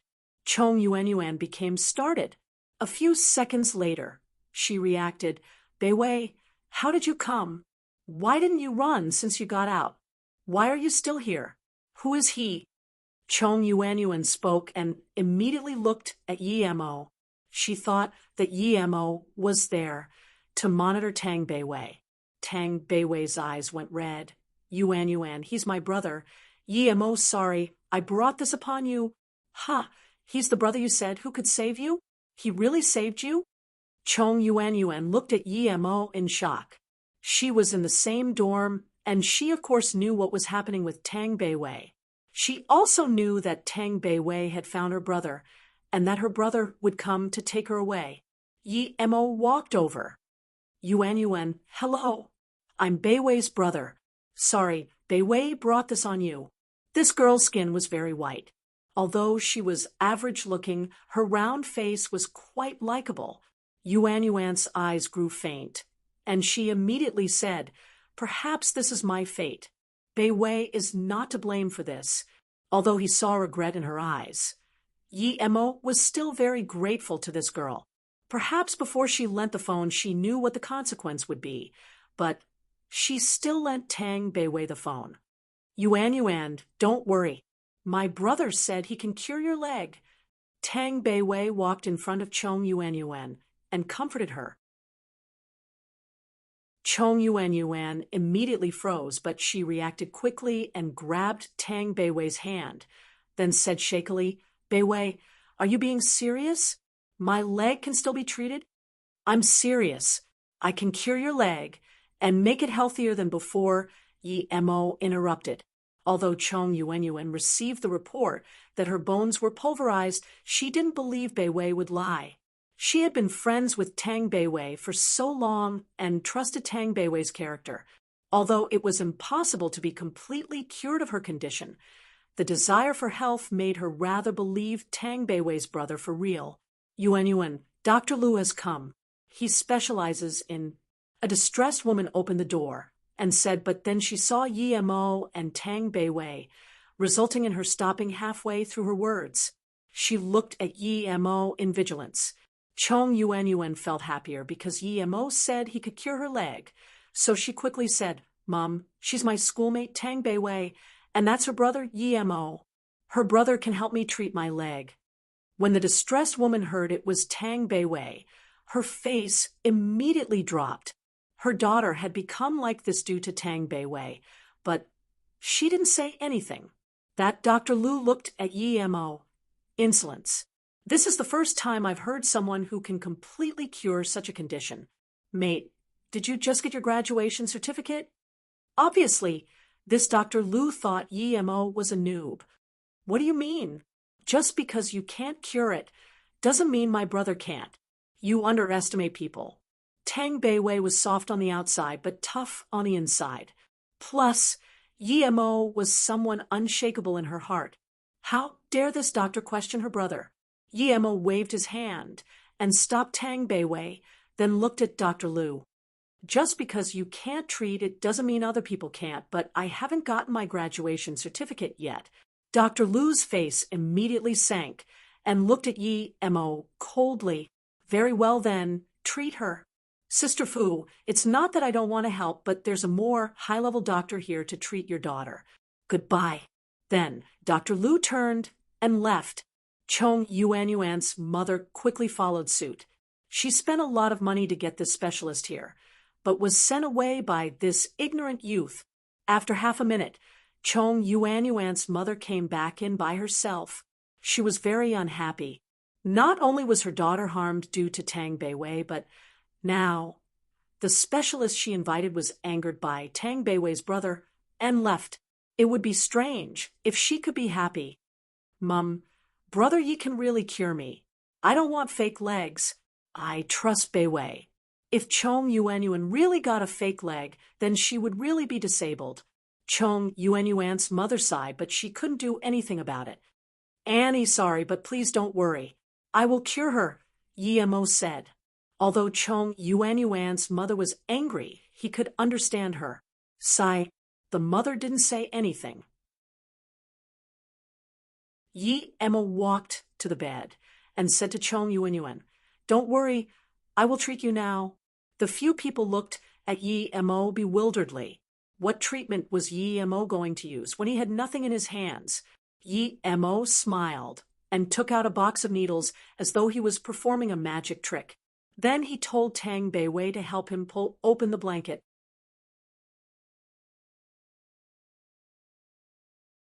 Haha, you're really funny.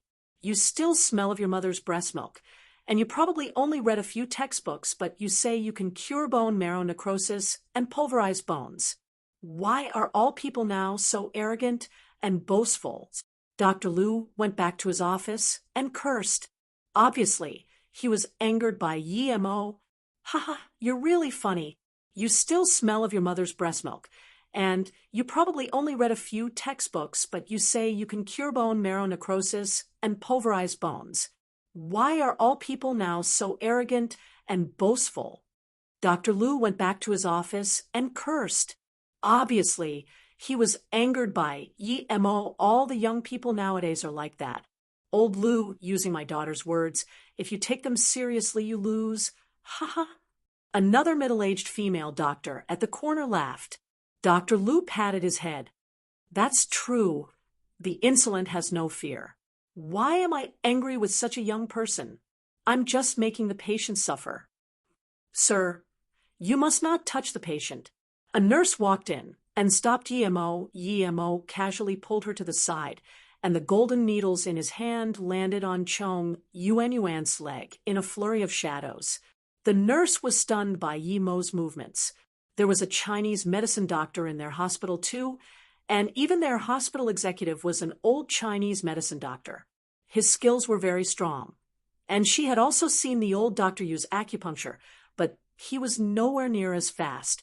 After her shock, she began to suspect if this young man really had skills. But moments later, she reacted.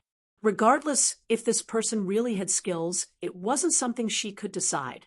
She had to report this to the hospital immediately. An outsider was practicing medicine in their hospital. This was no small thing. No one cared about the nurse who ran away, but Chong Yuanyuan's mother was shocked. Such speed, it couldn't be reached even if no needle was used. Chong Yuanyuan just felt her bones constantly being pierced by the needle, and the needle was pulled out really quickly. She couldn't even feel when it went in and when it came out. She just felt a warm power moving around her leg bones. She could even feel that power made her very comfortable. She even forgot to be embarrassed when YMO placed his hand on her broken ribs near her chest. This was too unfathomable. The nurse just ran out of the door and saw a royally dressed middle-aged woman come down from upstairs. She rushed up and said, "Who executive? Someone is treating a patient in our hospital, and he isn't a doctor of our hospital." Hu exec heard this, and his face sunk. He immediately said, "Call security to stop him immediately." What is he doing now? He's using acupuncture to treat the patient in room 203 on her leg wound. However, his speed is absurdly fast that I can't even see it, the nurse quickly said. Acupuncture? 203? The daughter of the woman who cried in my office last time? Hu exec remembered. This woman couldn't take it that her daughter had to get fake legs and cried. "It's her," the nurse replied. "Oh, wait. I'll go have a look first. Oh, never mind, I'm busy." Hu exec seemed to have remembered the middle-aged woman beside him. The woman seemed to be in thought, and when she heard the exec's words, she smiled, then said, "This person is interesting. I actually want to go see." The Hu exec wanted to see how this person was going to treat the patient with acupuncture, and now that the middle-aged woman asked, he immediately agreed. "Okay, in that case, let's go." YMO knew that two people came into the room, but he didn't know that it was the hospital executive. Even if he did, he wouldn't say anything as long as the exec didn't stop his treatment. Hu Yang looked at YMO's movements and was shocked. He started out from Chinese medicine and was very proficient in Chinese medicine. However, he had never seen someone who could use acupuncture like YMO. His two hands were like a flurry of shadows. The needles in his hands went in and out of the skin. Even he couldn't see where exactly the needles went in, much less see which chakra point it was.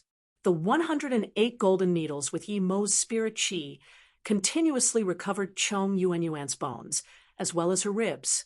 As soon as he noticed it was out of place, he would use spirit sense to sense it and his chi to move it back to place and stabilize it. As YMO continued his treatment, Chong Yuanyuan became more and more joyful. She could feel it the most. The numbness and pain gradually disappeared, and she could now feel her legs more and more. She even felt she could start walking now. Although YMO was at stage 3 chi gathering, This exerted a large amount of qi, so he couldn't maintain this pace. Sweat kept emitting from his forehead. Tang Beiwei took out a handkerchief and carefully wiped Yi Mo's sweat for him. Hu Yang and the other middle-aged woman was in shock. They knew they had met a master today. This was a real master. Even Chong Yuanyuan's mother knew that Yi Mo had great capabilities. After an hour, Yi Mo gasped and gave a pill to Chong Yuanyuan. "It's done. Eat this."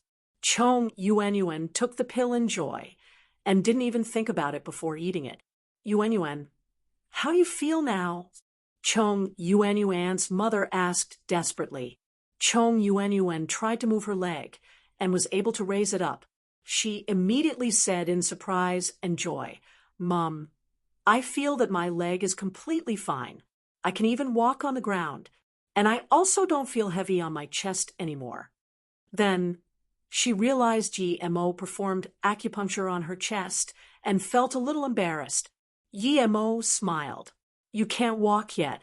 You need to wait for a week before you can." After the nourishment of her bones with his qi, she would need to rest for 1 week, and by then she would be fully recovered. Chong Yuanyuan's mother was so excited that she was about to bow her head on the ground to Yi Mo, but Yi Mo quickly pulled her up. "Thank you. If my Yuanyuan really has to have a fake leg, I really wouldn't know what to do. Thank you. Thank you. The doctors in this hospital are all useless. They always say fake legs." Chong Yuanyuan's mother didn't even notice Hu Yang behind her as she swore. Hu Yang didn't even care about the mother's words.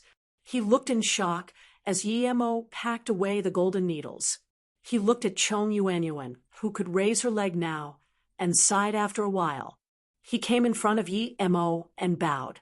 God doctors, I've seen Yuanyuan's case, and I know about it the most, but you actually managed to cure it in such a short time. I've broadened my view today. There really is one mountain that is taller than another." Yi Mo studied Hu Yang before asking, "Who are you?" Hu Yang immediately took out a name card and handed it to Yi Mo respectfully. "I'm the executive of this hospital, Hu Yang. May I ask for your royal surname?" At this moment, Hu Yang no longer dared to treat Yi Mo as a noob.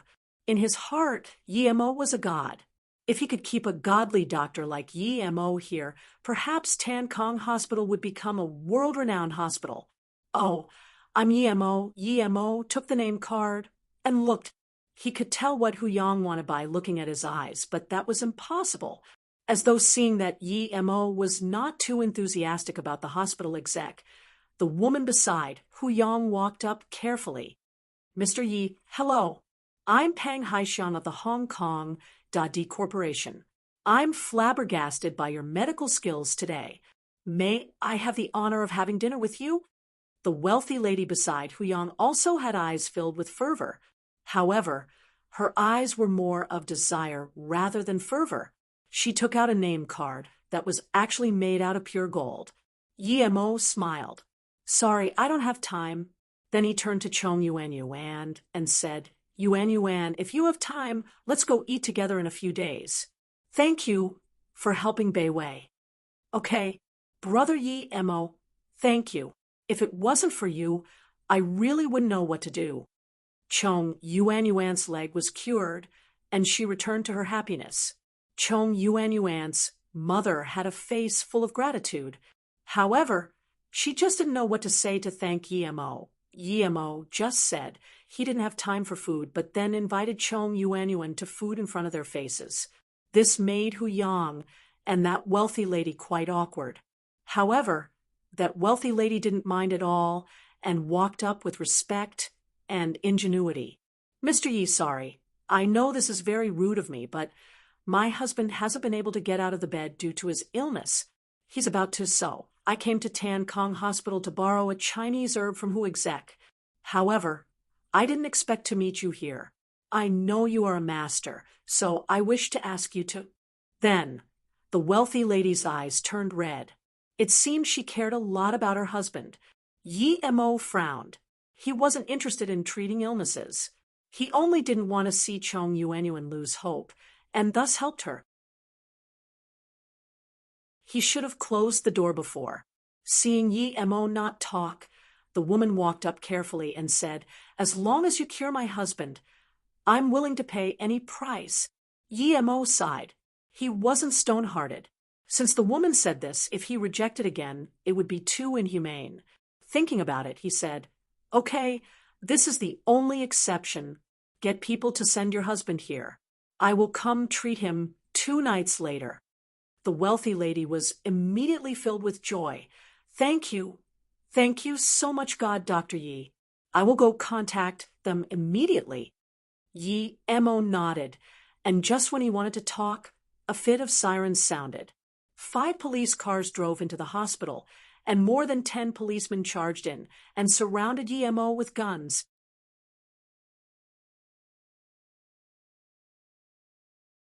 Yi Mo saw the policemen surround them and knew they came for him, but he didn't care. Yi Mo saw the policemen surround them and knew they came for him, but he didn't care.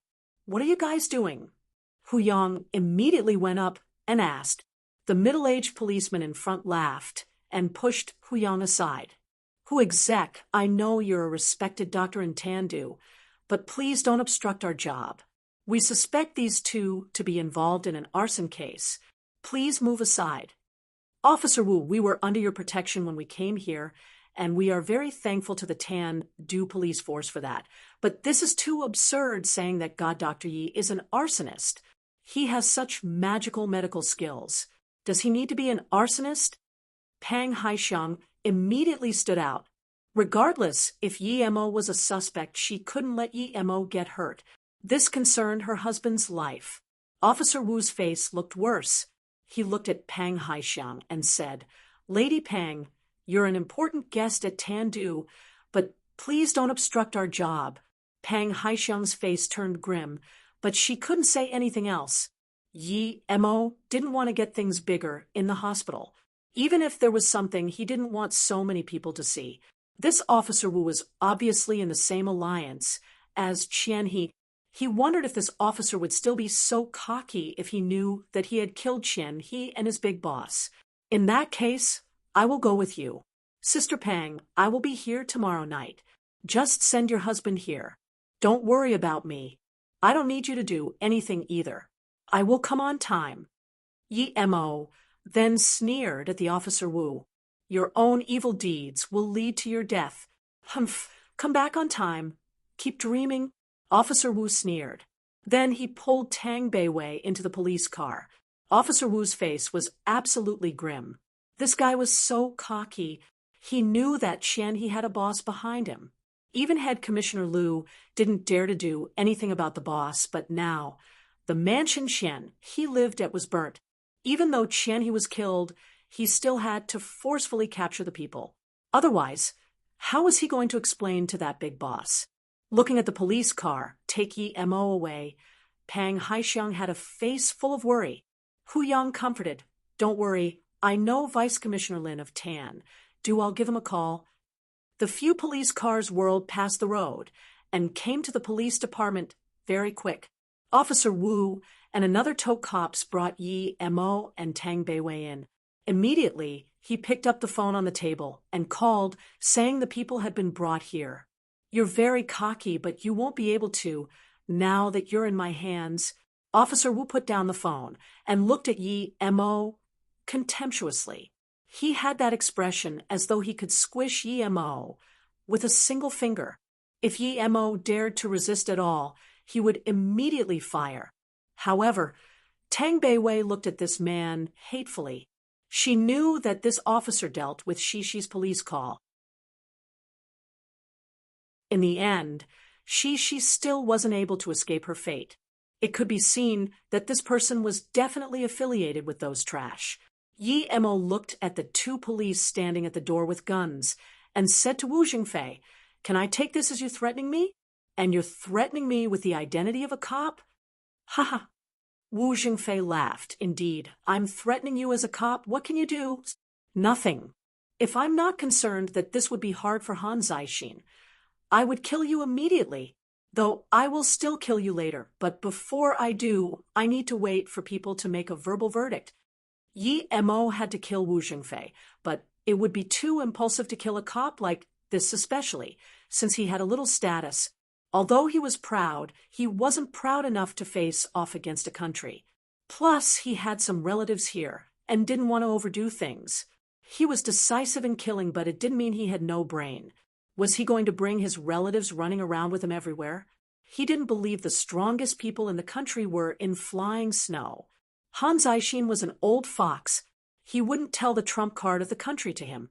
And Yi Mo wasn't sure if someone had used O Tanhu to massacre his entire family 20 years ago.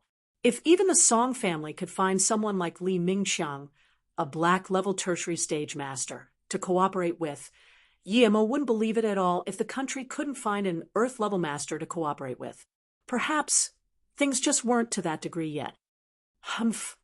A sneer sounded from outside the door, and a middle-aged man walked in. You are cocky indeed. This is the first time Lu Fong, heard someone dare to say killing a cop in the police department. Yi Mo really didn't lie. He had the killing permit. If he was sure of Officer Wu's crimes, he really could kill him immediately. However, if he didn't deal with this properly, it could be used as an excuse for others in competition with Han Zixin. Old Han was not a bad person. He didn't want to give Old Han's political enemies any excuses. For him, it was the same whether he killed earlier or later. He didn't mind this time. Hurried footsteps sounded, and another person rushed in from the door. It was a fat, middle-aged policeman. He saw Lu Fong and immediately said, Commissioner Lu, Yi Mo is Hu X's friend. How can he be the suspect at the mansion? Was something wrong? Vice Commissioner Lin, this isn't about whether there was a mistake or not. I just heard with my own ears that this Yi Mo said he will kill Wu Jingfei. I won't doubt Wu Jingfei's words at all now. For a social scum that dares to even threaten the police, if we don't punish him legally, how are we to be responsible for the citizens of this city? Tell me, Vice Commissioner Lin. Yi Mo sneered. He immediately knew that this Commissioner Lu and this Vice Commissioner Lin weren't on good terms. And this Vice Commissioner Lin probably came due to someone's request to help him. The fat man was choked for words. He subconsciously looked at Yi Mo, meaning that if you can even say such words publicly, how am I supposed to help you? But at this time, he had calmed down. Things wouldn't be so simple, he thought. Lu Fong wouldn't come here for someone trivial. He only charged in desperately due to Old Hu's phone call. Now that he calmed down, he wanted to know why. Although he didn't get along with Lu Fong, he wouldn't make mistakes on such important issues. Ring, ring. Lu Fong picked up the phone. Mayor Yu, yes, I know. I've captured the people. Okay, I will. Putting the phone down, Lu Fong looked at Fatty Lin and couldn't even be bothered to look at Yi Mo. He just said to Fatty Lin, Vice Commissioner Lin, Mayor Yu just called saying that this incident is very malevolent. We must deal with it seriously and harshly. Yi Mo and Tang Beiwei, being the main suspects of the crime, will be apprehended immediately. Do you have any other ideas, Vice Commissioner Lin? Fatty Lin heard Mayor Yu talk and knew that things weren't good. He seemed to have fallen into a trap and couldn't help blaming Hu Yang. He thought that it was just a small issue, but now even Mayor Yu was involved. Just when Fatty Lin didn't know what to say, Yi Mo spoke. Vice Commissioner Lin, thank you for helping me speak up. I think you may have to remove the vice very soon. Lu Fong's face was green. Take the two down and investigate carefully. We must find a result. Yi Mo didn't even wait for the vice commissioner to speak and turned to look at Lu Fong. If you can't investigate anything, are you going to apply torture in the interrogation? But that won't be necessary, as I will be interrogating personally now. Open your eyes. Look at what this is. Commissioner Lin, prepare to record. You're mad. Chain him first. Lu Fong looked coldly at Yi Mo and wanted to urge the two cops behind to apprehend him. But then Yi Mo took out a blue booklet and waved it in front of Lu Fong. You tell me if I have the right to? Flying Snow Head Instructor. Just reading out the 4 words and seeing the stamp made Lu Fong speechless. That stamp was real. Vice Commissioner Lin also quickly reached his head and looked. He also recognized the stamp, and immediately there was liveliness in his eyes. He reacted quickly and said, "Oh, so it's Instructor Yi coming here personally. Haha, I'm Lin San. It's an honor to meet you. An honor." By then, he had already extended his hand. You're YMO? You're the YMO from Beijing." Lin San suddenly remembered who YMO was and began to stutter. It was actually the YMO of the legends. Lu Fong also saw that identity booklet, and his heart went cold. However, he didn't completely lose his mind. Even though YMO was an instructor and could kill, he couldn't be involved in the police department's crimes. Plus, this was personally addressed by the mayor.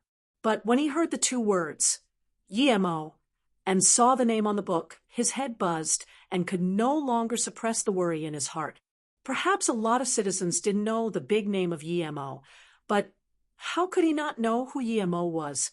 The one Song family was afraid of, and the person who exterminated the O family all by himself. Any random person from the O family was a mayor. Lu Fong started to sweat behind his back, and his head felt dizzy. He knew his life was over, really over. YMO didn't lie at all that he could kill Wu Jingfei. He was telling the truth. He really could casually kill Wu Jingfei, and didn't need to be held responsible at all.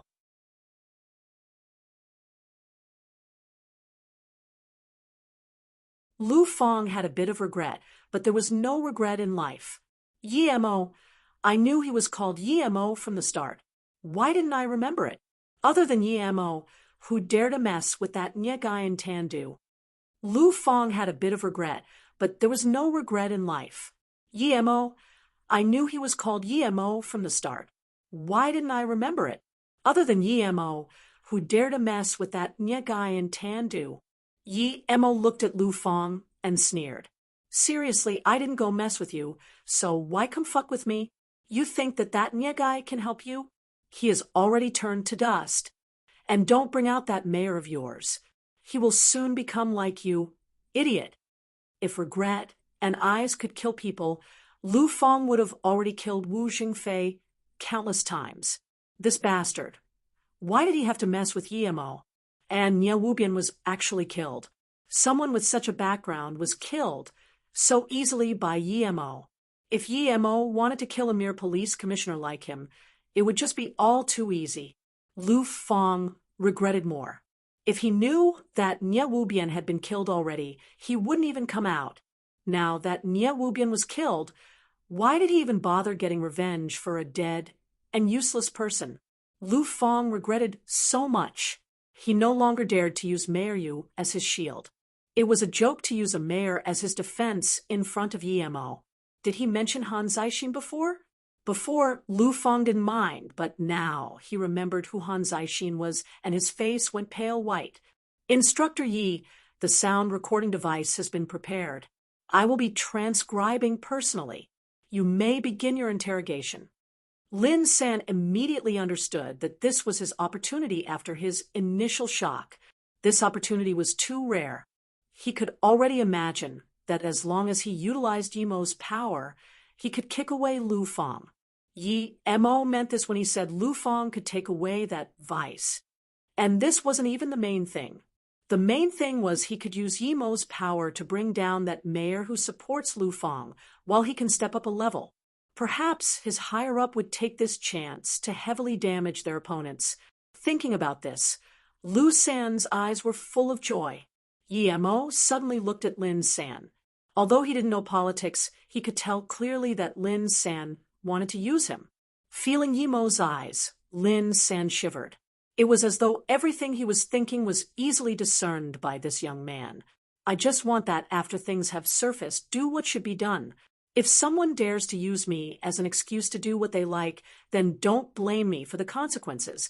YMO looked at Lin San and plainly said, Wu Xingfei already knew at this moment that Yi Mo was no ordinary person. Although he didn't see that small blue booklet, he knew that there was a killing permit that was also a blue booklet. He thought about Yi Mo saying that he was going to kill him and immediately started to sweat. He looked at Lu Fang, but Lu Fang couldn't even save himself. How could he save him? Plus, Lu Fang was full of anger towards Wu Xingfei now. Yi Mo didn't need to do anything to Wu Xingfei, but that heavy pressure was already making him sweat. Wu Xingfei didn't even dare to hide anything and revealed everything. He knew that he was a goner, and he didn't even hide anything for Lu Fang. There were many things Lin San didn't know, but now hearing Wu Xingfei say them all, he was shocked. A police officer was actually protecting a hoodlum who searched around for pretty girls everywhere, and even forced a student to commit suicide. This wasn't it. He did it so inconspicuously. Was there no one who called the police? Lu Fang finally couldn't hold it in, and he slumped down. If it was someone else, he would perhaps still resist a little, but he knew that if he resisted in front of Yi Mo, he would be killed immediately and wouldn't even have a chance of recovering. He was in Beijing when Yi Mo annihilated the O family. He knew the whole process very clearly.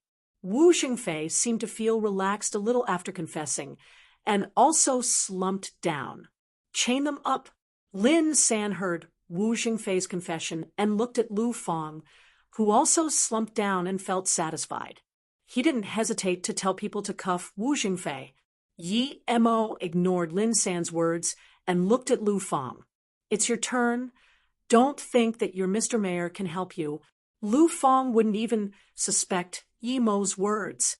If it was someone else, he could not believe it, but it was Yi Mo who said this. He had to believe it because he knew Yi Mo had the ability. Lu Fang's confession involved a lot more power factors, but that was unrelated to Yi Mo. He didn't care if Lin San could utilize this confession to the greatest extent, take them away and lock them up. Then Lin San started to make calls. Hold up. Yi Mo stopped the two policemen who were going to take Wu Xingfei away and casually took out the gun Han Zixing gave him and said, I said I will kill you. This is for Shi. Lin San looked and was worried. He quickly said, Instructor Yi, don't you think we should lock them up first? It's not suitable to execute them now. They will be judged fairly. Bang, before Lin San even finished, Yi Mo had put a bullet through Wu Xingfei's head. Looking at the body fall down, he looked plainly at Lin San. Commissioner Lin, I'm grateful for your help, but I already said that I will kill him. If there's anything wrong, you can report me. Then Yi Mo scanned the two police who came in with Wu Xingfei, but who then cuffed him and said, I know your asses aren't clean. If you don't make it clean and I see you again, I will kill you as well. Spread my word out. Lin San cursed to himself. This Yi Mo was just as Lu Fang said. Too cocky, but he couldn't do anything about it at all. If Wu Xingfei wasn't killed, he would have more cards, but now he could only watch as Wu Xingfei died. Lu Fang saw Yi Mo really kill Wu Xingfei in front of him, and was now even more worried. He knew that even if Yi Mo killed him, nothing would happen to Yi Mo. However, he finally felt relieved when he saw Yi Mo walk out with Tang Beiwei ignoring him. Although he provided a confession, it should still be enough to stay alive. He couldn't help but feel relieved that these things were all done by Wu Xingfei, and he was not directly related. But he didn't know that Yi Mo did something to his body. He only had half a year to live. Although Lin San and Lu Fang knew Yi Mo's identity, and also knew he had the power to be cocky, the surrounding policemen were shocked. Even if Wu Xingfei was a criminal, it was the first time they saw something like this. Brother, you killed that Wu guy. Would Tang Beiwei didn't really think that Yi Mo would dare to kill in the police department. Even though that policeman conducted heavy crimes, such a thing was too extreme. Yi Mo smiled and said, if I didn't record a confession, I may be persecuted for killing that Wu guy. But it should be fine now. that Wu guy dared to attack you. If I don't kill him personally, my power will stop growing.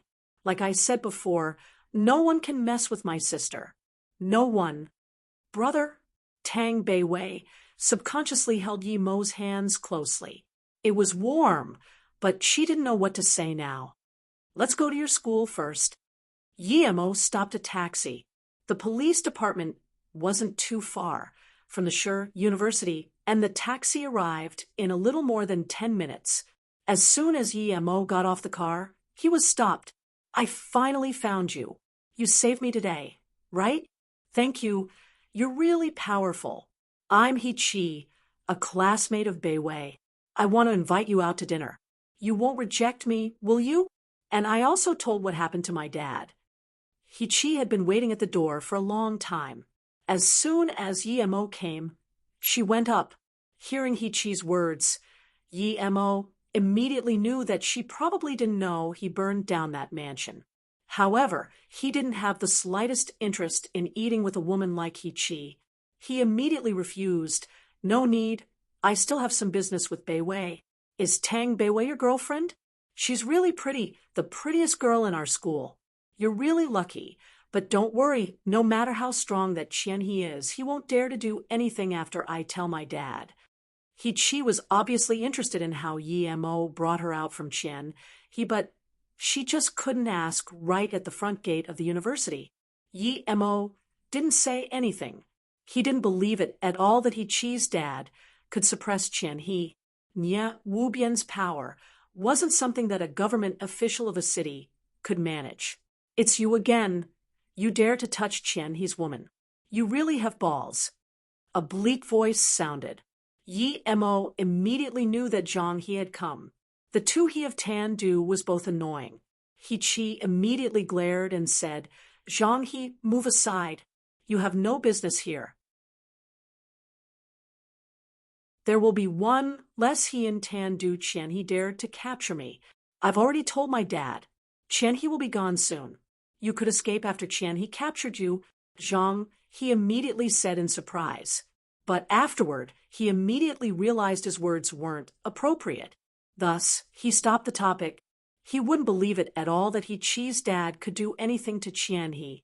Yi Mo's eyes scanned coldly at Zhang He. This bastard might also be related to Nye Wubian. It seemed he needed to find an opportunity to get rid of him. Do you believe that I will beat you up immediately, but the police would still come and take you away? As though a little threatened by He Chi, Zhang He stared coldly at Yi Mo and said. He was extremely annoyed at Yi Mo. He didn't know Yi Mo and Tang Beiwei got together, but Qian He was still not making an appearance. If it wasn't for Qian He, Tang Beiwei would have long been his. Yi Mo walked up and raised his hand, slapping twice on Zhang He's face.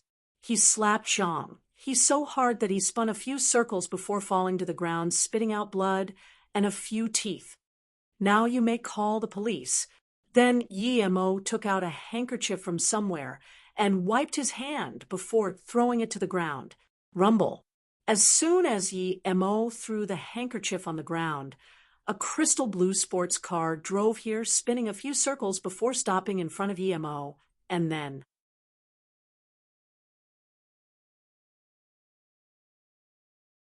Zhang He looked at Yi Mo's action and the hanker he threw on the ground. How could he not know that Yi Mo did this on purpose? He wiped off the blood from his mouth, and his face was green in anger. He knew that although he knew a few moves, he was far from being a match for Yi Mo. He didn't even think and took out the phone to call the police. Zhang He looked at Yi Mo's action and the hanker he threw on the ground. How could he not know that Yi Mo did this on purpose? He wiped off the blood from his mouth, and his face was green in anger. He knew that although he knew a few moves, he was far from being a match for Yi Mo. He didn't even think and took out the phone to call the police. Brother Yi, it's such a coincidence. I didn't think I would see you as soon as I came. My luck is really good this time. Qiao Gang jumped off from the sports car, shaking Yi Mo's hand. Yi Mo had a great impression of this young Master Qiao. He didn't play tricks, and he wasn't arrogant. This was a very rare personality of a young master. Judging by his mannerisms, this young Master Chow didn't have such a simple background. You're being too polite, young Master Chow. This is what I promised, and I took your money. Since I have time, of course I will do my best. Yi Mo smiled. Chow Gang immediately said, "You're being too polite talking like this. That money isn't even much to Brother Yi. If I didn't happen to be at the right place and the right time, I really wouldn't have such fortune. The first time I saw Brother Yi, I knew you weren't a simple person. My eyes have always been right. This time, I'm betting everything on you." Before Yi Mo could talk, Zhang He had crawled up from the ground and looked at Chow Gang in shock. "Chow, young Master Chow, this really is coincidental?" Although he was talking like that, Zhang He was having a tsunami in his heart. He had already looked at Yi Mo as though he was a dead person and wanted to think of every possible way to harm him, but he didn't expect Chow Gang to know Yi Mo and treat him so well. What was happening? Chow Gang only saw Zhang He crawl up now and pointed at Zhang He in astonishment, exaggeratingly saying, "Big young Master Zhang, why are you rolling on the ground? People say I F***CK around, but you F***CK around way more than me. You even like to play this." Yi Mo smiled. He didn't believe that Chow Gang couldn't tell he beat up Zhang He. Chow Gang must be saying this intentionally. Zhang He laughed awkwardly. "I'm not that bored, young Master Chow." Then he looked coldly at Yi Mo. No matter who Yi Mo was, even if he couldn't mess with Chow Gang, he wouldn't let Yi Mo go. "Young Master Zhang, don't try anything with Brother Yi. If you dare to, don't blame me then." Chow Gang also saw the hatred in the way Zhang He looked at Yi Mo. "Young Master Chow, this has nothing to do with you. If you must intervene, then I can only call for my cousin." Zhang He knew he was no match for Chow Gang, as he was only a member of a branch family of the Zhang family. Although he had some power in Tandu in Huzhong province, he had no power at all. However, his cousin Zhang Dian was the direct descendant of the Zhang family and was the successor of the fourth generation. His status was the same as Chow Gang in the Chow family. Hearing Zhang He's words, Chow Gang's face turned askew, but he still sneered. "Yi Mo's a valued guest of our Chow family, and also my friend. If you dare to do anything to Brother Yi, then don't blame me. Even if your family leader comes, there's nothing to reason about." Valued guest?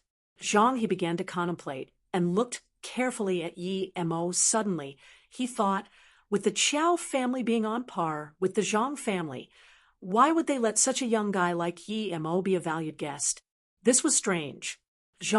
He suddenly realized something that caused him to laugh. "So, your Chow family wants him to represent your family in the race. Aha, I finally understand." Chow Gang's face changed. He didn't expect Zhang He to be this smart. He just said one sentence, yet Zhang He had already guessed his motives. It seemed this guy wasn't just an idiot, but so what if he knew? Thinking about this, Chow Gang sneered, then said, "Indeed, I want to ask for Yi Mo to help out with the race. What can you do?" "Nothing, but I will also be going to the race, so don't let me meet him." Zhang He sneered and wiped off the blood from his mouth. Yi Mo, a minor character, dared to hit him. He didn't know why that Qianni bastard wouldn't look for Yi Mo for trouble, but even if Qianni didn't do so, he would make Yi Mo regret at the race. A police siren sounded, and a police car drove over quickly. 2 policemen got off the car, and they saw Zhang He, who still had blood on his mouth, and became frightened out of their wits. Which bastard actually had the gall to attack Zhang He? "Young Master Zhang, who did this?" The tall policeman immediately knew that if he didn't handle this matter properly, his career was over. "Who else could it be?" "It's him. I was obeying the law, but he hit me. See it for yourself." Zhang He sneered. "Even though I can't do anything to you, Chow Gang, I can still get Yi Mo into the detention center for a few days just to piss him off." Chow Gang immediately realized Zhang He's plan. Although he could save Yemo, if Yemo went in, he would lose this round. This would cause his reputation to be besmirched. He was a direct descendant of his family, yet he couldn't even beat a branch young master who F CKs around all day. Xiao Gang was similarly someone who cared about his image. Plus, these two policemen definitely didn't know him and perhaps wouldn't even bother with him. After making a call, Yemo would have been taken away already and might even be taught a lesson. Young Master Zhang, don't worry, this is a legal society. We won't let such mafia-like behavior go. That tall police finished speaking and just walked towards Yemo. He even took out his handcuffs. He obviously wasn't going to let Yemo argue at all. Xiao Gang was worried about him, so he took out his phone while he tried to stop this policeman. Yemo, however, stopped Xiao Gang from making a call. No need to worry, they won't dare to take me. That tall policeman walked up in front of Yemo, but before he could even raise the handcuffs, he was kicked right in the chest by Yemo and fell back more than 10 steps. He then crashed on a Zhang He, and the two fell to the ground. You dare to attack the police? Yemo didn't use much power on this kick. That tall police just felt his chest was heavy but soon crawled up. He took out his handcuffs again, while putting his other hand on his gun. Zhang He and Xiao Gang were shocked. Even Ichi on the side couldn't react. It was already absurd that Yemo knew Xiao Gang, but he dared to attack the police in broad daylight. Even a young master like Zhang, he wouldn't dare to attack the police openly. Even if he was to teach the police a lesson, he had to find a place with nobody. Attacking the police? You think too highly of yourself. Have you the right to be a police? When you walked over, did you even ask me anything? You just heard the words of one party, yet you want to cuff me away.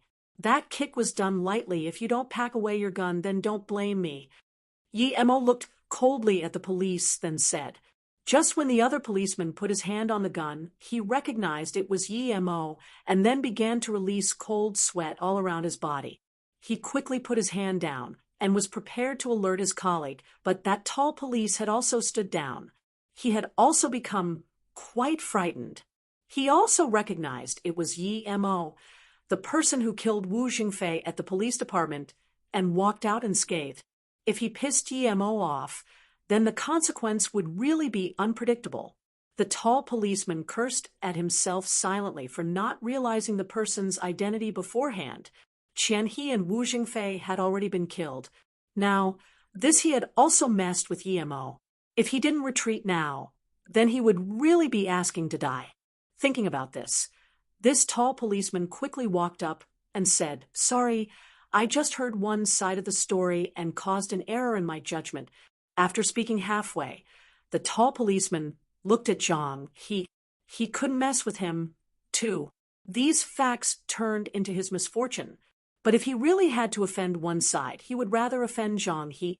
At most, he would lose his job or have some physical pain, but if he offended Yemo, things wouldn't be so simple. Yemo saw that situation was difficult for the two policemen, and he knew that these two weren't completely to be blamed. With Zhang He's authority, how would a policeman think of fighting against him? He waved his hand and said, "You two should go. You have dealt with the things here." "Yes." The two police heard Yemo's words and felt it was like heavenly music. They quickly got on the car and disappeared. Zhang, he wasn't able to react for a long time. What society was this? Someone dared to be cockier than him at Tan, beating the police, but the police didn't even dare to talk back. Were his words so useless now? "You're quite amazing, Brother Yi. Even I don't dare to do that." "I knew it. Brother Yi is no ordinary person. Let's go eat. It's on me today."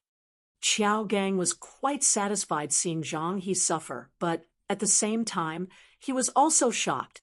This Yemo definitely had a great identity, not just normal great. Yemo patted Xiao Gang's shoulder. "Okay, let's go have a meal. I will also go, young Master Qiao. You will welcome me, won't you?" He finally found the right timing to butt in. Qiao Gang seemed to just notice He Chi and quickly smiled. Of course not. I didn't think Mrs. He was also here. It's my honor. Ha! Zhang He saw them leave and felt as though he had eaten a fly. He immediately took out his phone and called, Dad, it's me. MHM. I just saw Qiao Gang come to Tan do right. He found a racer, but I don't know how good he is. This racer is called Yi Mo. He's very cocky. He dared to slap me, and it was very hard. He even smacked down a few of my teeth. What? He dares to be so arrogant. Even Qiao Gang can't be so arrogant, daring to smack you near the gates of the university. Even if that old man Qiao comes, I won't let go of this arrogant brat. The voice coming from the phone was very furious. Zhang Quanqian was now completely infuriated. No matter how much composure he had, a mere racer dared to slap his son and break his teeth. If word got out, he would be shamed. Zhang He's mouth formed a cold sneer. Dad, I have a way to make him die 3 days later without a burial ground.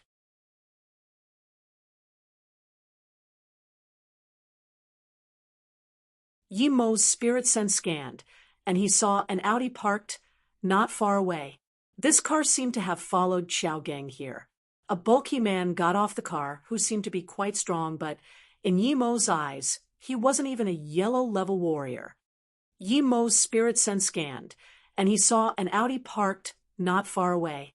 This car seemed to have followed Qiao Gang here. A bulky man got off the car who seemed to be quite strong, but in Yi Mo's eyes, he wasn't even a yellow-level warrior. As though he could notice Yi Mo's glances, Qiao Gang laughed at himself. The one following is my bodyguard. Although I don't like it, my dad forced this, He Chi walked beside Tang Beiwei and asked quietly, Is that Yi Mo your boyfriend? How did he let He let us go today? Tang Beiwei, like Yi Mo, didn't really like this He Chi. Although she was good-looking, she was too arrogant and selfish. But now that she came to ask her, Tang Beiwei couldn't pretend she didn't hear it. She said, I don't know. When I woke up, we were already out. Is that so? He Chi murmured to herself, and then asked, How come I've never heard that you have a boyfriend? He seems quite strong. How did you know him? Tang Beiwei started to dislike He Chi more and said casually, That's my business. As though seeing Tang Beiwei's distaste, He Chi couldn't do anything even though she herself was annoyed. If it was before, even though Tang Beiwei was prettier than her, she couldn't be bothered talking to Tang Beiwei. But now, she had become more and more interested in Yi Mo. She really wanted to know how Yi Mo brought her out today. And how did he know Qiao Gang?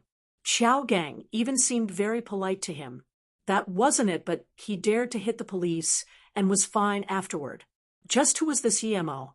Qiao Gang's father.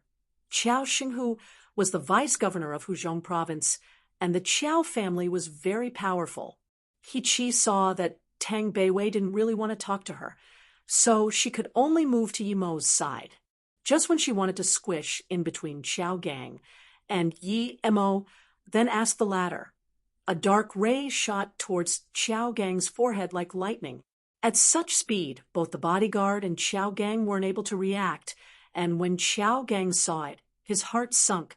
He knew he didn't have time to react. Yi Mo immediately knew someone was trying to assassinate Qiao Gang. Although he didn't know why someone would assassinate a young master like this, since he knew Qiao Gang and felt that he was quite nice, he had a reason to help. Plus, him giving a hand was a very casual matter. He didn't need much effort. Just when that dark ray was about to hit Qiao Gang's face, Yi Mo reached out and grabbed it.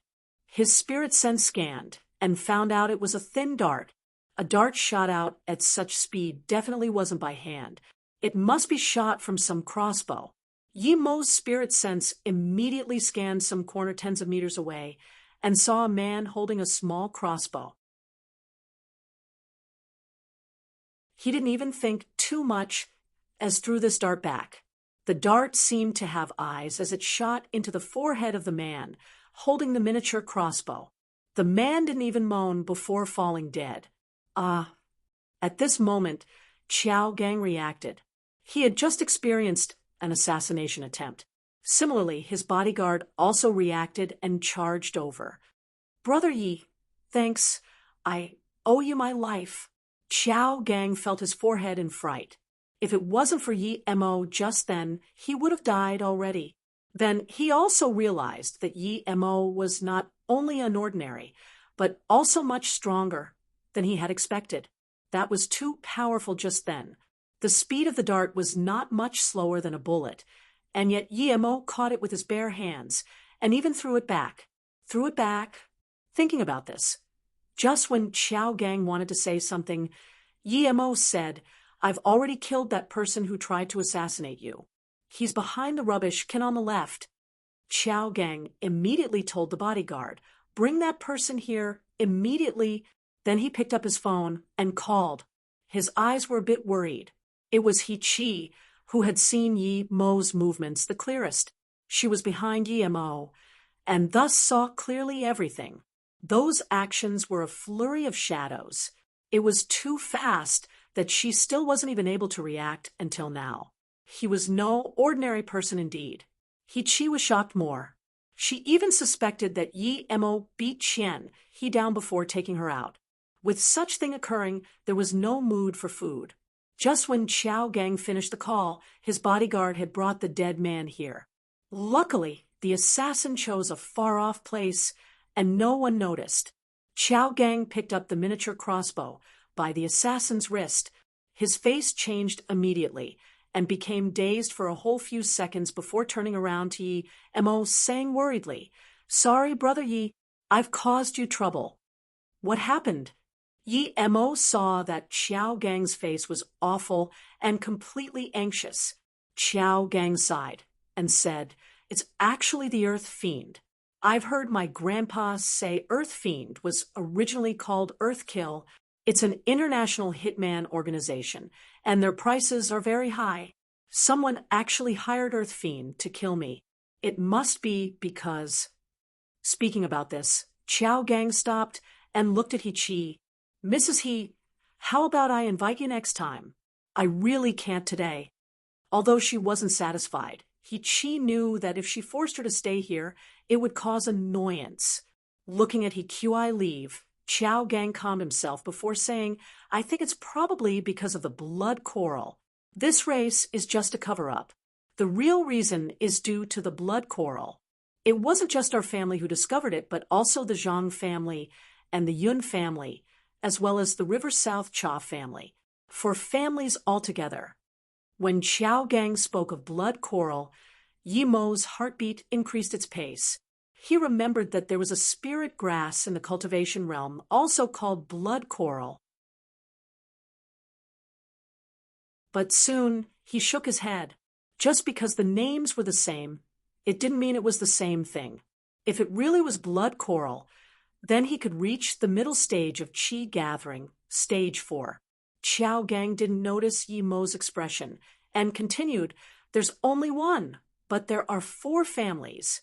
We have agreed to decide the owner of the blood coral through an auto race. Each family will have 2 racers. The first place gets 8 points. The last place gets 1 point. The score will be the total of the points. Whichever family has the highest point at the end gets the blood coral. And one of the racers must be from the family. Because my racing skills are the best, I must participate the race. The other person I invited is you. These people want to kill me, so I can't go in the race." Yi Mo frowned and said, "Since your racing skills are the best, why did the other 3 families still choose auto racing?" Qiao Gang smiled bitterly, then said, "Because the blood coral was discovered by us young masters when we got out to race. So our family brought out this idea of racing, and the other few families can't rebuke it. What I'm worried isn't this. I'm afraid that it won't end after you killed the Earth Fiend hitman."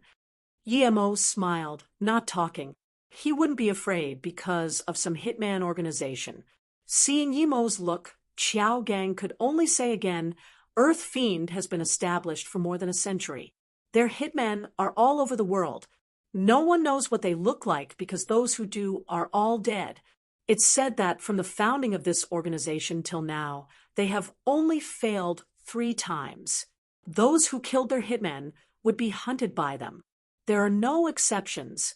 Even our family don't dare to touch this hitman organization, much less the individual members.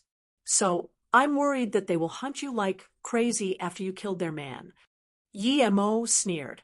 So that means if they want to kill someone, you can only reach out your neck and let them kill you without resistance. However, Qiao Gang didn't find it funny at all and nodded seriously. Indeed, usually those they try to hunt can only evade, but no one has been successful in doing so. However, their prices aren't ordinarily high. Normal people wouldn't be able to afford it. I only knew about his identity from the tattoo on his wrist. The 2-sided dagger means to fight till the last gasp. The sword has no handle, only 2 tips at both ends. And Qiao Gang hesitated and looked at Yi Mo before saying, the hitman in Earth Fiend is divided into 3 calibers, heaven, earth, and human. The one you have just killed is the lowest human-level hitman. But once you kill their hitmen, you will be the enemy of Earth Fiend. They will pursue the person to the ends of the earth. There are no exceptions. So, Brother Yi, it's my fault this time. You can't run around now, so how about you come back to the Qiao family with me? Tang Beiwei heard Qiao Gang's words and clutched Yi Mo's hand tightly. She didn't think her brother just got into a conflict with such a terrifying organization. Yi Mo waved his hand and said, Brother Qiao, don't worry. I'm not worried about a mere hitman organization. 3 days later, I will be waiting for you at the front gate of this university on time. I think your family also needs to arrange some things, so I won't disturb you. Qiao Gang looked as Yi Mo pulled Tang Beiwei and left feeling more and more guilty. Yi Mo got into this trouble due to saving him, but he couldn't solve this issue. Let's go back first. Qiao Gang then told the bodyguard to bring the hitman into the car, and they disappeared quickly. Brother, what do we do? Tang Beiwei was the one worried the most. She finally found her kin, but soon her brother would be hunted by the Earth Fiends. She was very worried. Yi Mo patted Tang Beiwei's shoulder. Don't worry, I'll send you to Beijing tomorrow. You can stay with Sister Yiling. After I deal with things here, I will come find you. Don't you know my power? I've learned Dao magic. What can a mere hitman organization do to me?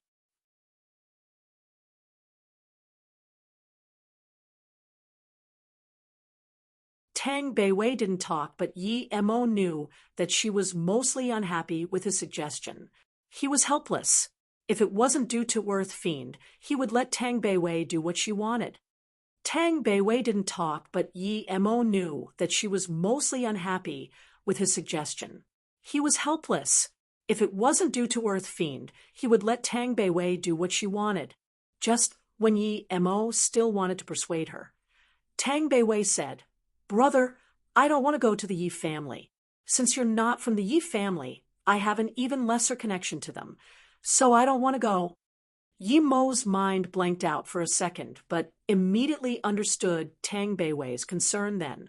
He thought about it, and it really was so. He was at most related to Yi Zifeng and Yi Ling in the Yi family. Thinking about this, Yi Mo said embarrassingly, Sorry, Beiwei, I didn't think about it clearly. Let me think again. Tang Beiwei heard Yi Mo take back his words, so she immediately smiled sweetly. Actually, brother, if they really are going to attack me, it's no use even if you send me to the Yi family. Plus, perhaps I'm safer by your side. Yi Mo nodded and said, Okay, we'll do that. Let's see how bold this organization is. If they really dare to attack you, then don't blame me for the consequences. Yi Mo had too many enemies that he didn't worry about such things anymore. He had a feud with North Sand, and now he got into a conflict with an international hitman organization. Since there was already a feud, there was no use worrying about it. That night, the two didn't stay at a hotel and went to Tang Beiwei's house for the night instead. Tang Beiwei's house was very shabby indeed. Yi Mo didn't see any valuable appliances. From this, it could be seen that she really lived a poor life with her mother.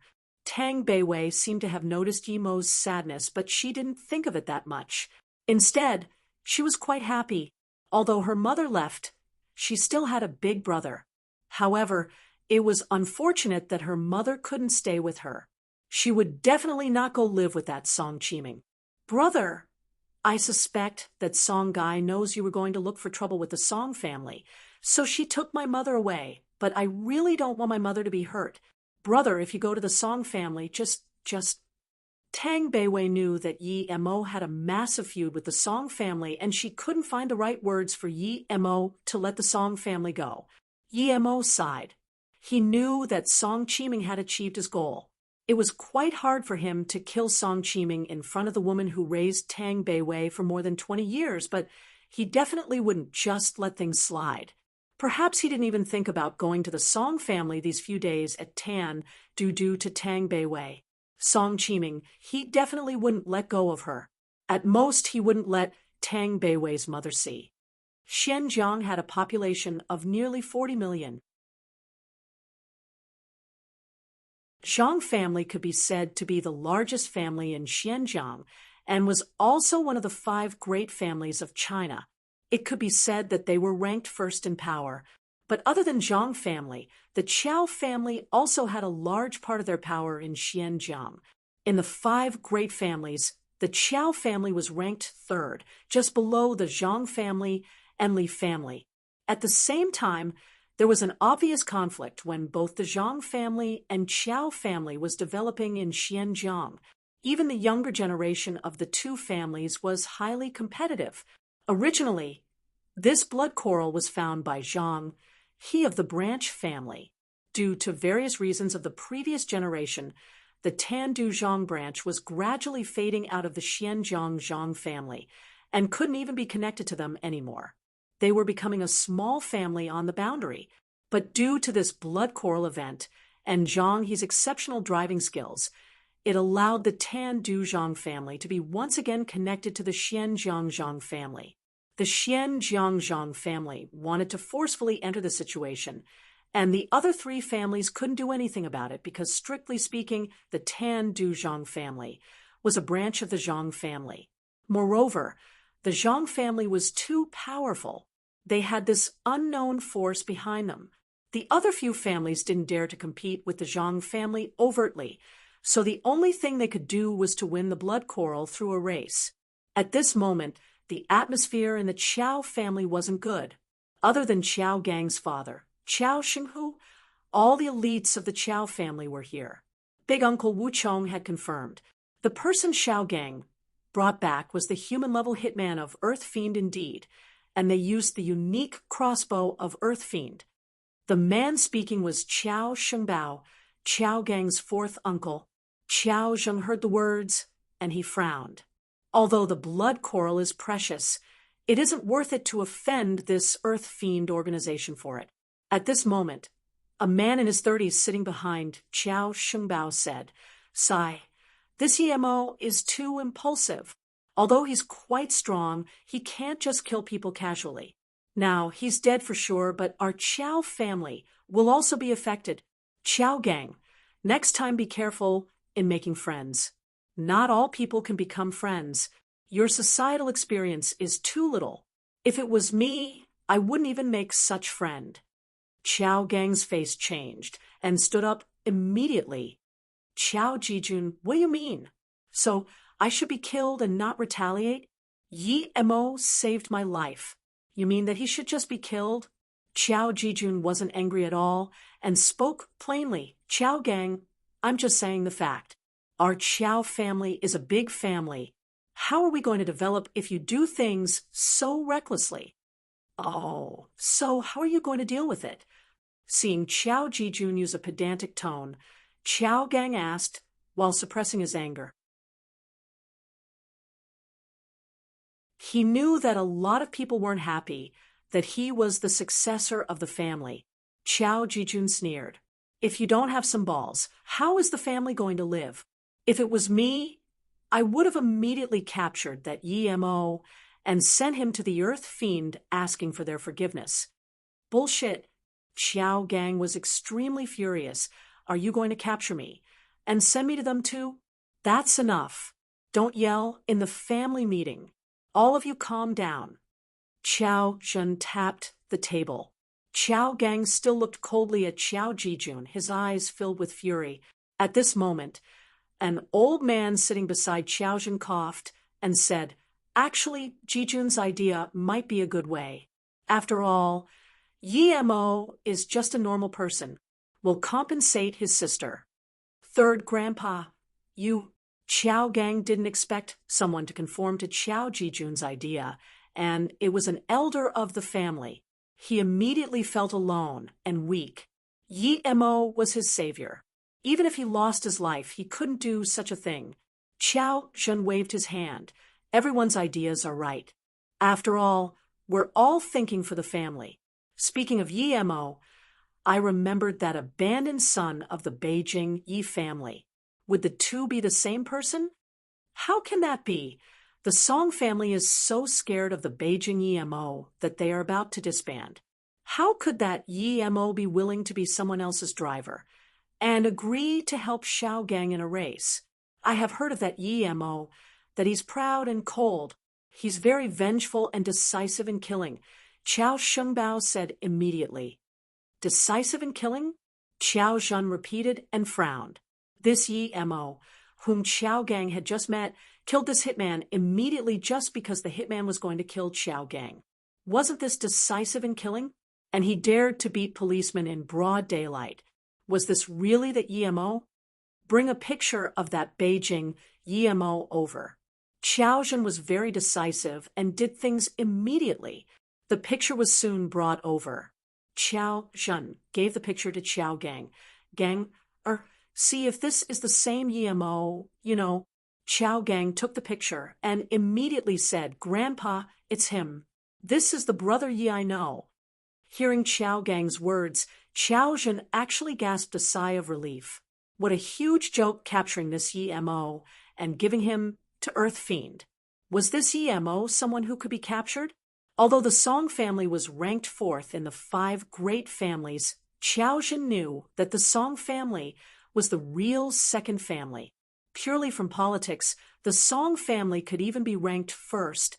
Even the Song family was no match for this Yi Mo. It was suicide for the Qiao family to take on Yi Mo, plus this Yi Mo saved his grandson.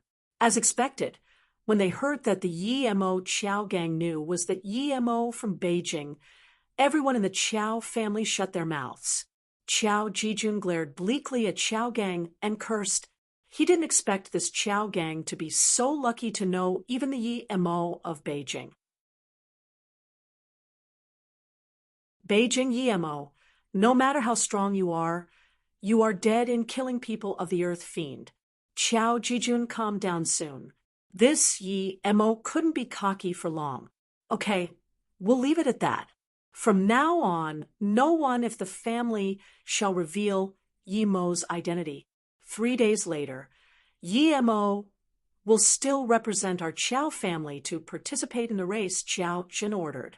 Of course, Qiao Gang had heard of Beijing Yi Mo. He didn't think at all that the Yi Mo he knew was that legendary Yi Mo. He killed O Tan Hu, who was O Tan Hu. As a direct descendant of the family, there was no way he didn't know. Such a powerful person agreed to race for him. Thinking about this, Qiao Gang felt quite proud. Lucky that he didn't act up in front of Yi Mo. Qiao Gang then thought about Yi Mo's calm attitude upon hearing about Earth Fiend, and he couldn't help admiring him. Perhaps only someone like Brother Yi wouldn't feel threatened because of a hitman organization like Earth Fiend.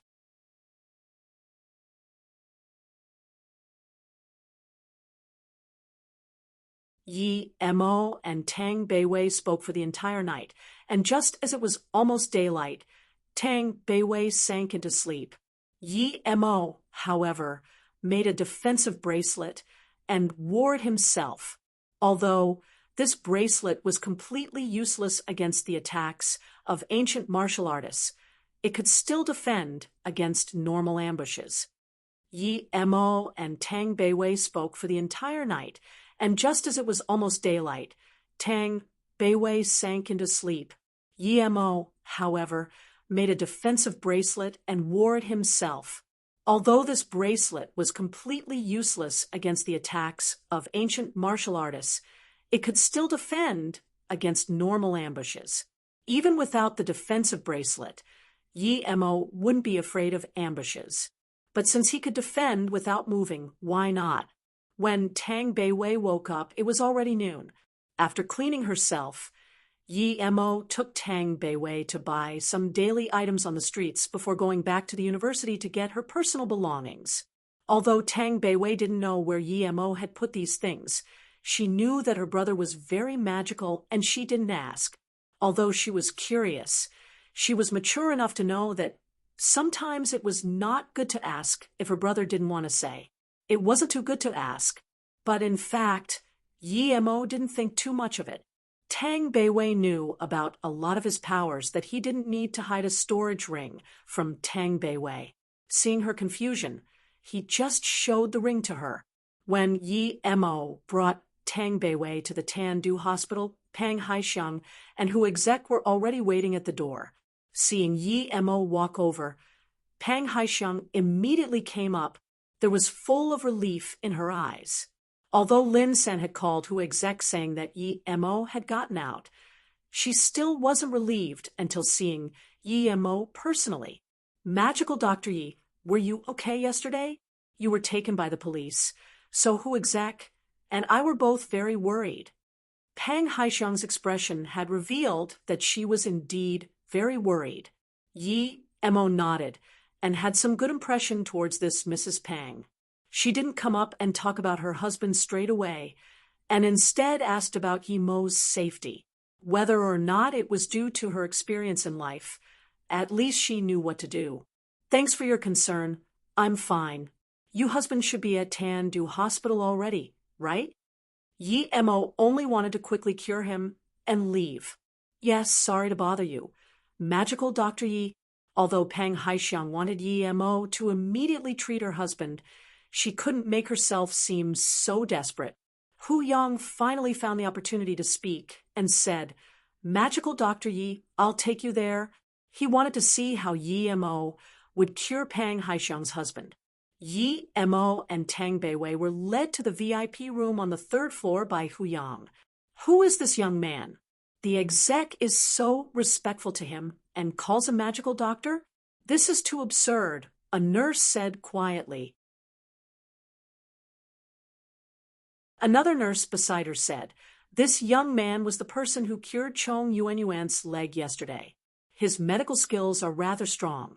You didn't see when he used acupuncture. His actions were like lightning. I saw it with my own eyes. This nurse was the nurse taking care of Chong Yuanyuan yesterday. A middle-aged female doctor who was prepared to finish her work saw this scene. She turned back in bewilderment and looked at another doctor and said, Manager Lu, don't tell me the arrogant person you spoke of yesterday was him? Did he cure Chong Yuanyuan's leg? At this moment, Manager Lu's face was flushed red. Yesterday, he still said this young man was insolent, but now, Hu Exec was calling him magical doctor, and the entire hospital now knew about what happened yesterday. This was a loud slap in the face to him. What's Hu Exec bringing him up for? Another doctor asked. I heard there's a patient transferred here from Hong Kong, Mali Hospital. It's said that the hospital cannot do anything about the situation. They heard that the Dr. Yi was very powerful, so they transferred him today. The nurse replied immediately. Obviously, she knew very clearly about what happened. There's actually such magical doctor? I must go up and see. It's good even if I learn a little bit. That doctor quickly followed. I will also go see. The middle-aged female doctor also followed, seeing another two doctors follow. Manager Lu focused and also quietly followed. To be honest, he still couldn't believe now that someone could cure Chong Yuanyuan's leg. However, Chong Yuanyuan had left the hospital already yesterday, and he couldn't find her. Now he could go up to see if it was real. However, reality was harsh. other than Pang Haixiang, and Hu Exec. Yi Mo only brought Tang Beiwei into the patient's room. Other people could only wait outside. If it wasn't because he offended Earth Fiend, Yi Mo would let Tang Beiwei wait for him at the university. Although he wasn't afraid of this hitman organization, if they attacked Tang Beiwei, he wouldn't be able to do anything. The only way would be to keep Tang Beiwei by his side. If these people weren't as scary as Qiao Gang said they were and didn't attack his sister, he would take Tang Beiwei to Beijing to see her mother, then deal with the Song family before sending Tang Beiwei to Luo Tsang. Pang Haixiang's husband looked very emaciated. His face was a little purple, and his breathing was heavy. My husband's condition looks like heart disease, but many doctors have checked that he doesn't have heart disease. Once his face is purple to a certain extent, he would faint. Now, the situation is getting worse and worse. Magical Dr. Yi, although she tried to avoid Yi Mo's annoyance, she could care less about that much when it concerned her husband's safety. Yi Mo scanned with his spiritual sense. He didn't even need to diagnose with his hands and knew what disease this person had. He saw it on Earth before. It was purple coral poisoning. Purple coral was a material for crafting artifacts in the cultivation realm. It was a rare material even in the cultivation realm. Did Earth have that much purple coral? How come he didn't see one at all? Yi Mo felt gloomy. The man on the bed saw Yi Mo come over and struggled to sit up. Magical Dr. Yi, I'm Guatiming. Sorry to trouble you so much. I know my disease is very hard to cure, and it's also hereditary. If you can't cure it, it's just my fate. Yi Mo originally wanted to say this condition was very simple to cure, but he heard Guatiming say this was actually hereditary, and he frowned. This was the first time he heard of purple coral poisoning being hereditary. Did he diagnose wrongly? Seeing Yi Mo frown, Guatiming sighed. He knew that his condition was a bit hard even for the magical doctor here, but he had a positive outlook on things, and he said immediately, my grandpa also died of this disease. So did my father. I don't have a son. I only have a daughter. It seems my disease stops at me. Yi Mo didn't reply. He took out a golden needle and pierced it into a chakra point on Guatiming and ran his chi down. He immediately knew he diagnosed right. It was indeed purple coral, but this poison shouldn't be hereditary. Yi Mo pulled out the golden needle and looked at Pang Haixiang, who had a hopeful face, and Hu Yang, who was very focused. He smiled and said, I can cure this, but Pang Haixiang heard Yi Mo say he could cure her husband, and immediately was overjoyed. After a while, she said, Magical Dr. Yi, as long as you can cure my husband, I will do anything I can. Originally, Yi Mo wanted Guatiming to tell him where he saw the purple coral, but then he thought about it and gave up on the idea. He didn't have to have this mine, or plus, even if he asked, Guatiming might not know what he was talking about. Never mind. Yi Mo picked up a few golden needles and pierced it into different chakra points of Guatiming with extreme speed. With the use of qi, the purple coral poison was quickly pulled out by Yi Mo. Strictly speaking, Guatiming's condition was much better than Zhui Yushan, but his body wasn't as good as Zhui Yushan, so he wasn't able to drag it on as long as Zhui Yushan. After half an hour, Yi Mo took back the golden needles and said, It's done. Huh? Pang Haixiang looked at Yi Mo in shock. It was done? She didn't believe at all that it was done. No matter how powerful his medical skills were, it couldn't be done so quickly. There was no medicine eaten or a surgery happened. He just pierced a few needles and it was done? What? It's done just like that? Hu Yang asked and was also shocked. If he didn't know how serious Guatiming's condition was, and if it wasn't that he knew about Guatiming, he would think Yi Mo and Guatiming were together in a scandal. After a moment later, Pang Haixiang reacted first and quickly charged up and grabbed Guatiming's hand. Timing, how are you? Guatiming immediately felt the pain and suffering in his body disappear completely. At first, he hadn't reacted, but now that his wife asked, he moved his limbs and stood up. Soon, he yelled out in joy, "I'm really okay. My body no longer hurts. There's actually such medical skills." Gua Timing murmured a few times and still couldn't believe it. There's actually such medical skills. This time, it was Hu Exec murmuring. He didn't believe it either that Yemo could cure Gua Timing's disease so quick. After all, Gua Timing's was an incurable disease. In that case, I'll be leaving. Beiwei, let's go. Then, Yemo was about to leave with Tang Beiwei. Magical Dr. Yi, please stop. Gua Timing suddenly reacted and stopped Yemo.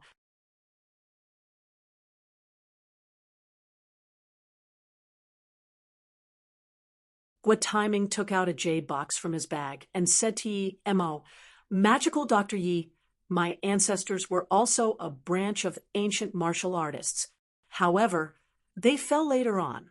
When you treated me, you probably used inner chi right. It could be seen that you're an ancient martial arts master. This box was passed down from my ancestor. I believe my descendants won't be learning ancient martial arts. You saved my life, and there's nothing much I can give. I'll give you this box. Please take it, Magical Dr. Yi."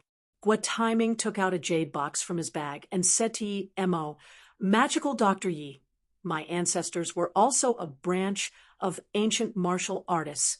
However, they fell later on. When you treated me, you probably used inner chi right. It could be seen that you're an ancient martial arts master. This box was passed down from my ancestor. I believe my descendants won't be learning ancient martial arts. You saved my life, and there's nothing much I can give. I'll give you this box. Please take it, Magical Dr. Yi." Yemo quickly pushed it away. "Mr. Gua, this is passed down by your ancestors, so I can't take it. You should keep it." Gua Timing shook his head and said, "I only have a daughter. Even if I have a son, I said to myself that if Dr. Yi could cure me, this jade box will be my humble gift. I know Dr. Yi may not think it's useful, but there's nothing much I can give that you'd feel valuable." Seeing that Gua Timing was being genuine, Yemo could only take the jade box. He opened it and found a card inside. It should be a bank card. Other than the card, there was a goatskin map. It was obvious that it was from a very long time ago. It had an imprint of a region of a sea. The map had an ore on it. It was the purple coral ore. Yemo immediately understood why Gua Timing's disease was hereditary. His jade box must have been passed down from his ancestor, and each generation would play with this purple coral. In the end, those who touched it would get this disease. However, Zhua Igwa was different. The Gua family people saw this, and still put it in the box, causing the purple coral to be preserved and passed down. Yemo took out the card and said to Gua Timing, "I'll take this jade box, but as for the card, I can't take it." He didn't explain the purple coral thing. Since he gave the purple coral to him, Gua Timing's descendants wouldn't be affected by it anymore. Despite Gua Timing's repeated requests, Yemo still didn't take the card. He wasn't short on money. Even if he had a few $100 million, it wouldn't be enough for him. Yemo thought he needed more precious herbs and materials for his cultivation, which would cost a tremendous amount of fortune. When his situation stabilized, he would think of ways to gather wealth. After participating in the hidden sect auction, Yemo felt just relying on his online clinic. No matter how much money he earned, it wouldn't be enough to buy one flower of the blue flower blue leaf grass. He had to think of other ways to earn money. Ninghai. Outside the house Yemo lived, Ning Qingxue was peacefully taking care of the silver heart grass. She missed Yemo a lot when he wasn't here. Yemo hadn't been back for a few months, but knew that Yemo would come back. He promised her after all. The silver heart grass was growing well, and with Ning Qingxue's care, the biggest one was already 8 centimeters tall. She didn't care that much about cultivation, but in order to not fall too far behind Yemo, she would force herself to spend a certain amount of time to cultivate each day. The other time, She would either take care of the silver heart grass or play with her necklace. She liked the pearls around her neck a lot. Last time when Su Jingwen saw this necklace, she also liked it a lot, but Ning Qingxue wouldn't give this necklace to Su Jingwen. Strictly speaking, this was the only gift Yemo gave her. Qingxue, come with me to go shopping at Walking Street. Su Wei finished work early today and came back before 5 p.m. and called out to Qingxue as soon as she walked in the door. Walking Street. Ning Qingxue remembered the golden cake and felt hungry. She smiled and agreed with Su Wei's idea. The Walking Street was the place where Ning Qingxue visited the most. Most of the time, she would come to eat golden cake. Sometimes, she would come with Su Jingwen and Li Mumei. Sometimes, she would come with Su Wei. When she was very bored, she would come by a few times by herself. She felt that a golden cake had the shadow of Yemo. Each time she ate it, she was very focused. At this moment, the Walking Street was still very popular. The sky wasn't completely dark yet, but all the small stores had been pushed out. 2 Taoists were walking casually in this street.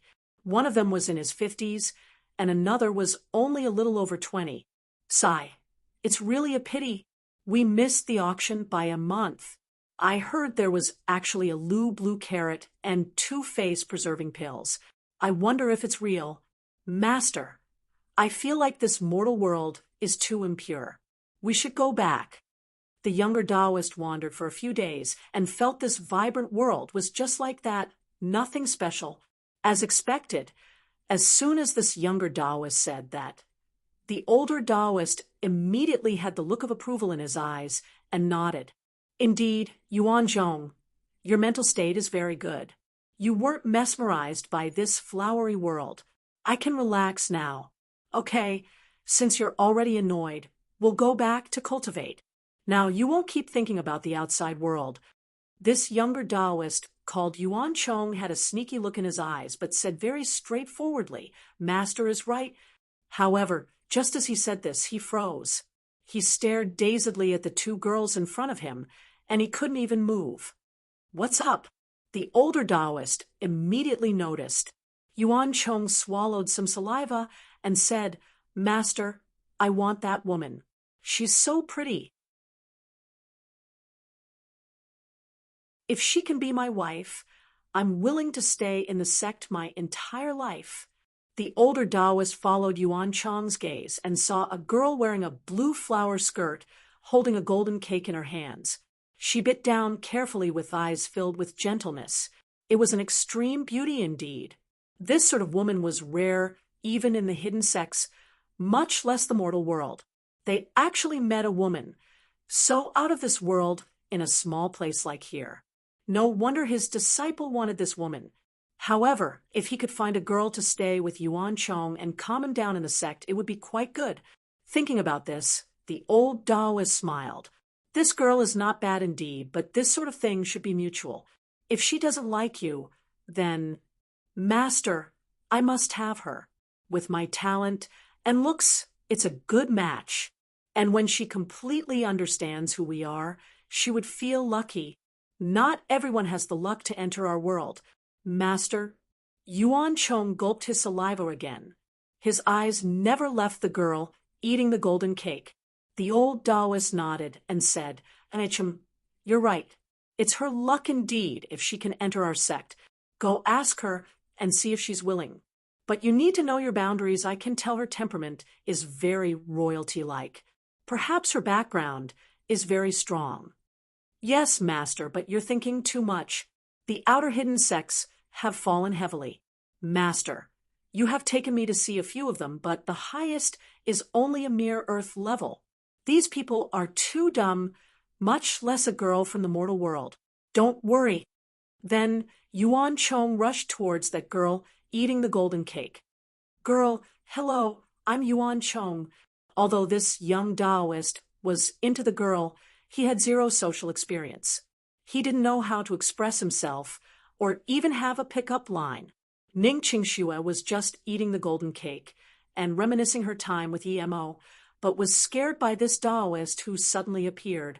She quickly took a few steps back and looked at Yuan Chong in vigilance. The small Taoist, Yuan Chong, saw Ning Qingxue at a close distance. She had this beauty with a sliver of goddess-like royalty temperament, thus making him unable to control himself. Now that Ning Qingxue looked at him in vigilance, he quickly saluted with his fist. "I'm Yuan Chong. I'm from the hidden sex, also the immortal sex called by the mortal world. My master feels your talent is suitable for the immortal arts of our sect." Ning Qingxue frowned and pulled Su Wei. "Su Wei, let's go." "Idiot." Su Wei didn't have the good temper of Ning Qingxue and swore at the Taoist. Yuan Chong didn't expect that Su Wei dared to swear at him. He went up and grabbed Su Wei, tossing her many meters out into a stall.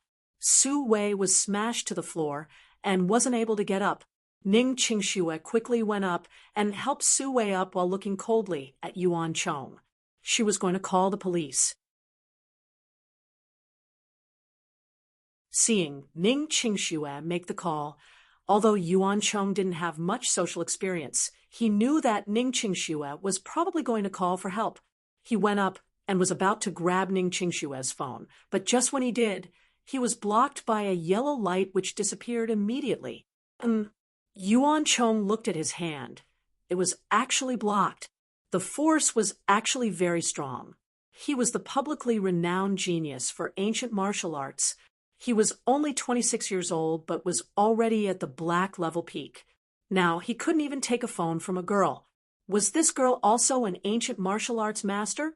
Thinking about this, Yuan Chong no longer tried to steal the phone, but punched toward Ning Qingxue. In this punch, he used 30% of his power. Bang! This time, Yuan Chong saw clearly that his fist was blocked by a pale yellow light, but this light eventually couldn't take the power of his fist and was broken. Although Ning Qingxue's defensive bracelet blocked Yuan Chong's fist, she was still sent flying onto the street and fell down at an intersection of roads, being bumped by a car passing by. At this moment, Su Wei had crawled up and just saw Ning Qingxue being hit by the car. She became scared, and she quickly rushed over to help Ning Qingxue up.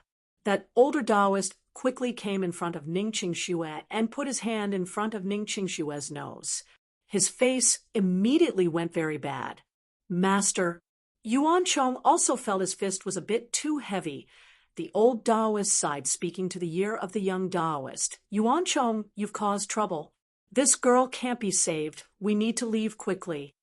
Yuan Chong looked at Ning Qingxue with regret and longing.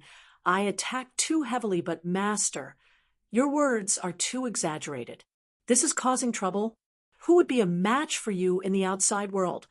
Humph, you really don't know how tall the heavens are and how thick the earth is." The defensive amulet the girl wore was obviously high level. Even I rarely see something like that. Someone with such an amulet wouldn't have a simple background. The old Taoist said, and looked at the coming police car. He didn't talk more with the young Taoist and grabbed him. Disappearing in a few steps, you're tuning into the Mystic Fist YouTube channel. Don't forget to subscribe and join us on this journey to catch the most captivating stories.